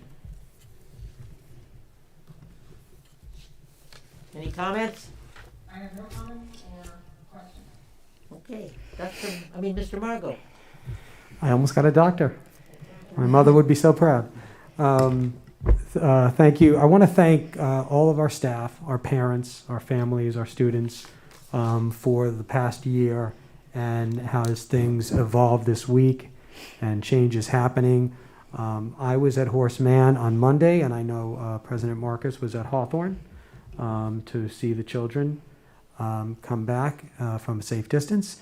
And it was heartwarming to see the absolute elation on the students' faces, even with a mask, even social distance, walking into our schools, not being able to high-five anybody, not being able to hug anybody, but so thrilled nonetheless that they had the opportunity to go to school. So it took a lot of people, a lot of work to get us to that point. And I understand the trepidation of middle school and high school students in returning, not returning. Routines are very difficult to break, especially in a pandemic, what we've all been through. I do feel that given the opportunity to be able to come onto campus would make a student feel proud and happy. And I think mentally our students need that at this time. I think our staff has just done an amazing job in seeing this through and getting people back to our campuses. And by staff, I mean everybody, teachers, administrators, everybody. It really was an effort to see the amount of cabinet members out there helping students. I said to Mr. Roach, I said, you are the most expensive hand stamper that the district has. And I better not see you out there again, by the way. I mean, I'll do it, and I'm a volunteer, really. Let's look at the bottom line. Well, David D'Amico was there too. Everybody was there. Mr. Ellis was there. Everybody was there. Everybody in this room was out of school welcoming students back, and it was just wonderful. So I will leave it at that. I'm looking forward to moving forward with our colleagues here next time and having a board meeting. It was after a year. It's been refreshing to be back in this room. It is. Paint colors or not, Rebecca? Approved. Approved paint colors or not. Did you do that? I already sent them to Ken. Okay. I'm not starting anything. Anyway, so thank you, President Marcus, for leading your first meeting here tonight. It's been a pleasure. Thank you. Mrs. Wells. I agree. I'd like to express my gratitude to everyone, and I mean everyone involved in this district for their continued efforts and dedication to open our schools, including before I even came here onto the board. I drove by Hawthorne on Monday, and it was a sight for sore eyes. I can just tell you that seeing parents and children in front of Hawthorne just made my heart sing, and I am filled filled with hope having seen that, and so I just want to say thank you. Also, I didn't get a chance, but I'd also like to congratulate our National Merit Scholarship finalist, and I'm so proud of you, and especially for overcoming the challenges with COVID that were before you to be able to be so successful. I just want to say congratulations to you. And lastly, to Sophie Zhu for sharing her really moving piece tonight, and that Sophie, your voice is just vitally important. And thank you for your bravery and for your inspiration. It was really perfect to hear tonight. So thank you very much. And hopefully at next board meeting, I'll join you on the dais. Mrs. Walker-Schuman. All right. Well, for brevity, I will say ditto to all of my colleagues that have gone before me in their comments tonight. I do want to go back to the beginning of the meeting, though, in my comments. We always welcome comments. Sometimes they're positive, sometimes they're negative and critical, and that is our role, to accept whatever the comments are that are made. But I do take exception, and I will point out that this program, the Facilities and Construction Program, is not disorganized or misdirected. So I do question that claim. That may be someone's opinion. That is not fact. There has never been a time in this district where we are more organized or properly directed, more effective at making sure that our timelines are met and making sure that we come in under budget to 7 figures. So since 2017, we have experienced tremendous amount of growth in that area. We have gotten completely organized. We have managed to move faster into our master plan and more effectively in a cost perspective. So I do dispute those comments, again, as they are opinions, not fact. And I just want to make sure that that is understood. And I would also invite and welcome any community member who has questions about it or who has the perspective that it's not organized and properly directed. Please reach out to us. There are many people in the district on the board and in cabinet and staff that can help explain things and also clarify if there's any confusion. So I'm going to leave it at that tonight. Thank you. And I'd also like to add, if I could, just piggyback on that. Is that all right? You just took my turn, but I'll give you 5 seconds. Go ahead, Dr. Stern. I'd say, I mean, the proof is in the pudding, in the sense that if you look at the high school campus, I mean, it is a sight to behold. And I think that, the construction that has gone on before that, the organization, the planning speaks volumes when you look at the proof of, building B1, B2, and what was going on with the other ones. It's phenomenal, and I just, my hat goes off to the committees and folks that were behind that. Thank you. Sorry to take your turn, Rochelle. Even Yoni's excited. Even Yoni had comments that the students are positive. Okay, Yoni, your turn before I finish. I wanted to say that there was an improv night, the second one, this Thursday at 6 p.m. on YouTube. Also, ASB's first ever Beverly Feud, which is a rendition of Family Feud, is next Tuesday, March 16th at 5:30 on YouTube. And lastly, juniors are having a fundraiser at Prince Street Pizza on Tuesday the 23rd. Thank you, Yoni. Okay, well, I have just a few comments. First of all, I ditto everything that was said about the community and the teachers and the students and everything. I just want to add one little thing that I did notice quite a bit, and that is the parents who said thank you. Thank you, thank you. I think that was something that I really appreciated from the parents as I stood in front of Hawthorne School yesterday and today, and it really made me feel good that they really appreciated it, and I appreciate all the work that everybody has done to make this possible. So again, from the bottom of my heart, thank you for all of that. I also want to turn my attention also to Mr. Roach and thank him for that great interim report. I'm so pleased that we're going to go there and they're going to knock their socks off with that report, because I don't know many districts that can do what we just did, and it's so easy and easy to understand. I guess I hope that we can get those seniors back on campus and they can enjoy that joie de vivre of what's left of the school year, because I really want them to feel the last 3 months of their senior year. So I'm hoping we can get them back as soon as possible. And last but not least, I just want to make sure that our sports program is wide open, and I'm looking forward to seeing some of the events. And I know how hard Mr.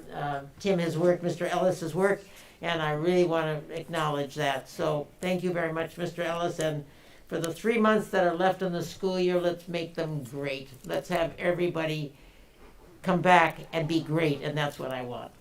I made my final statement. Ring the gavel, Michelle. Meeting adjourned. Do it. All right. Adjourned.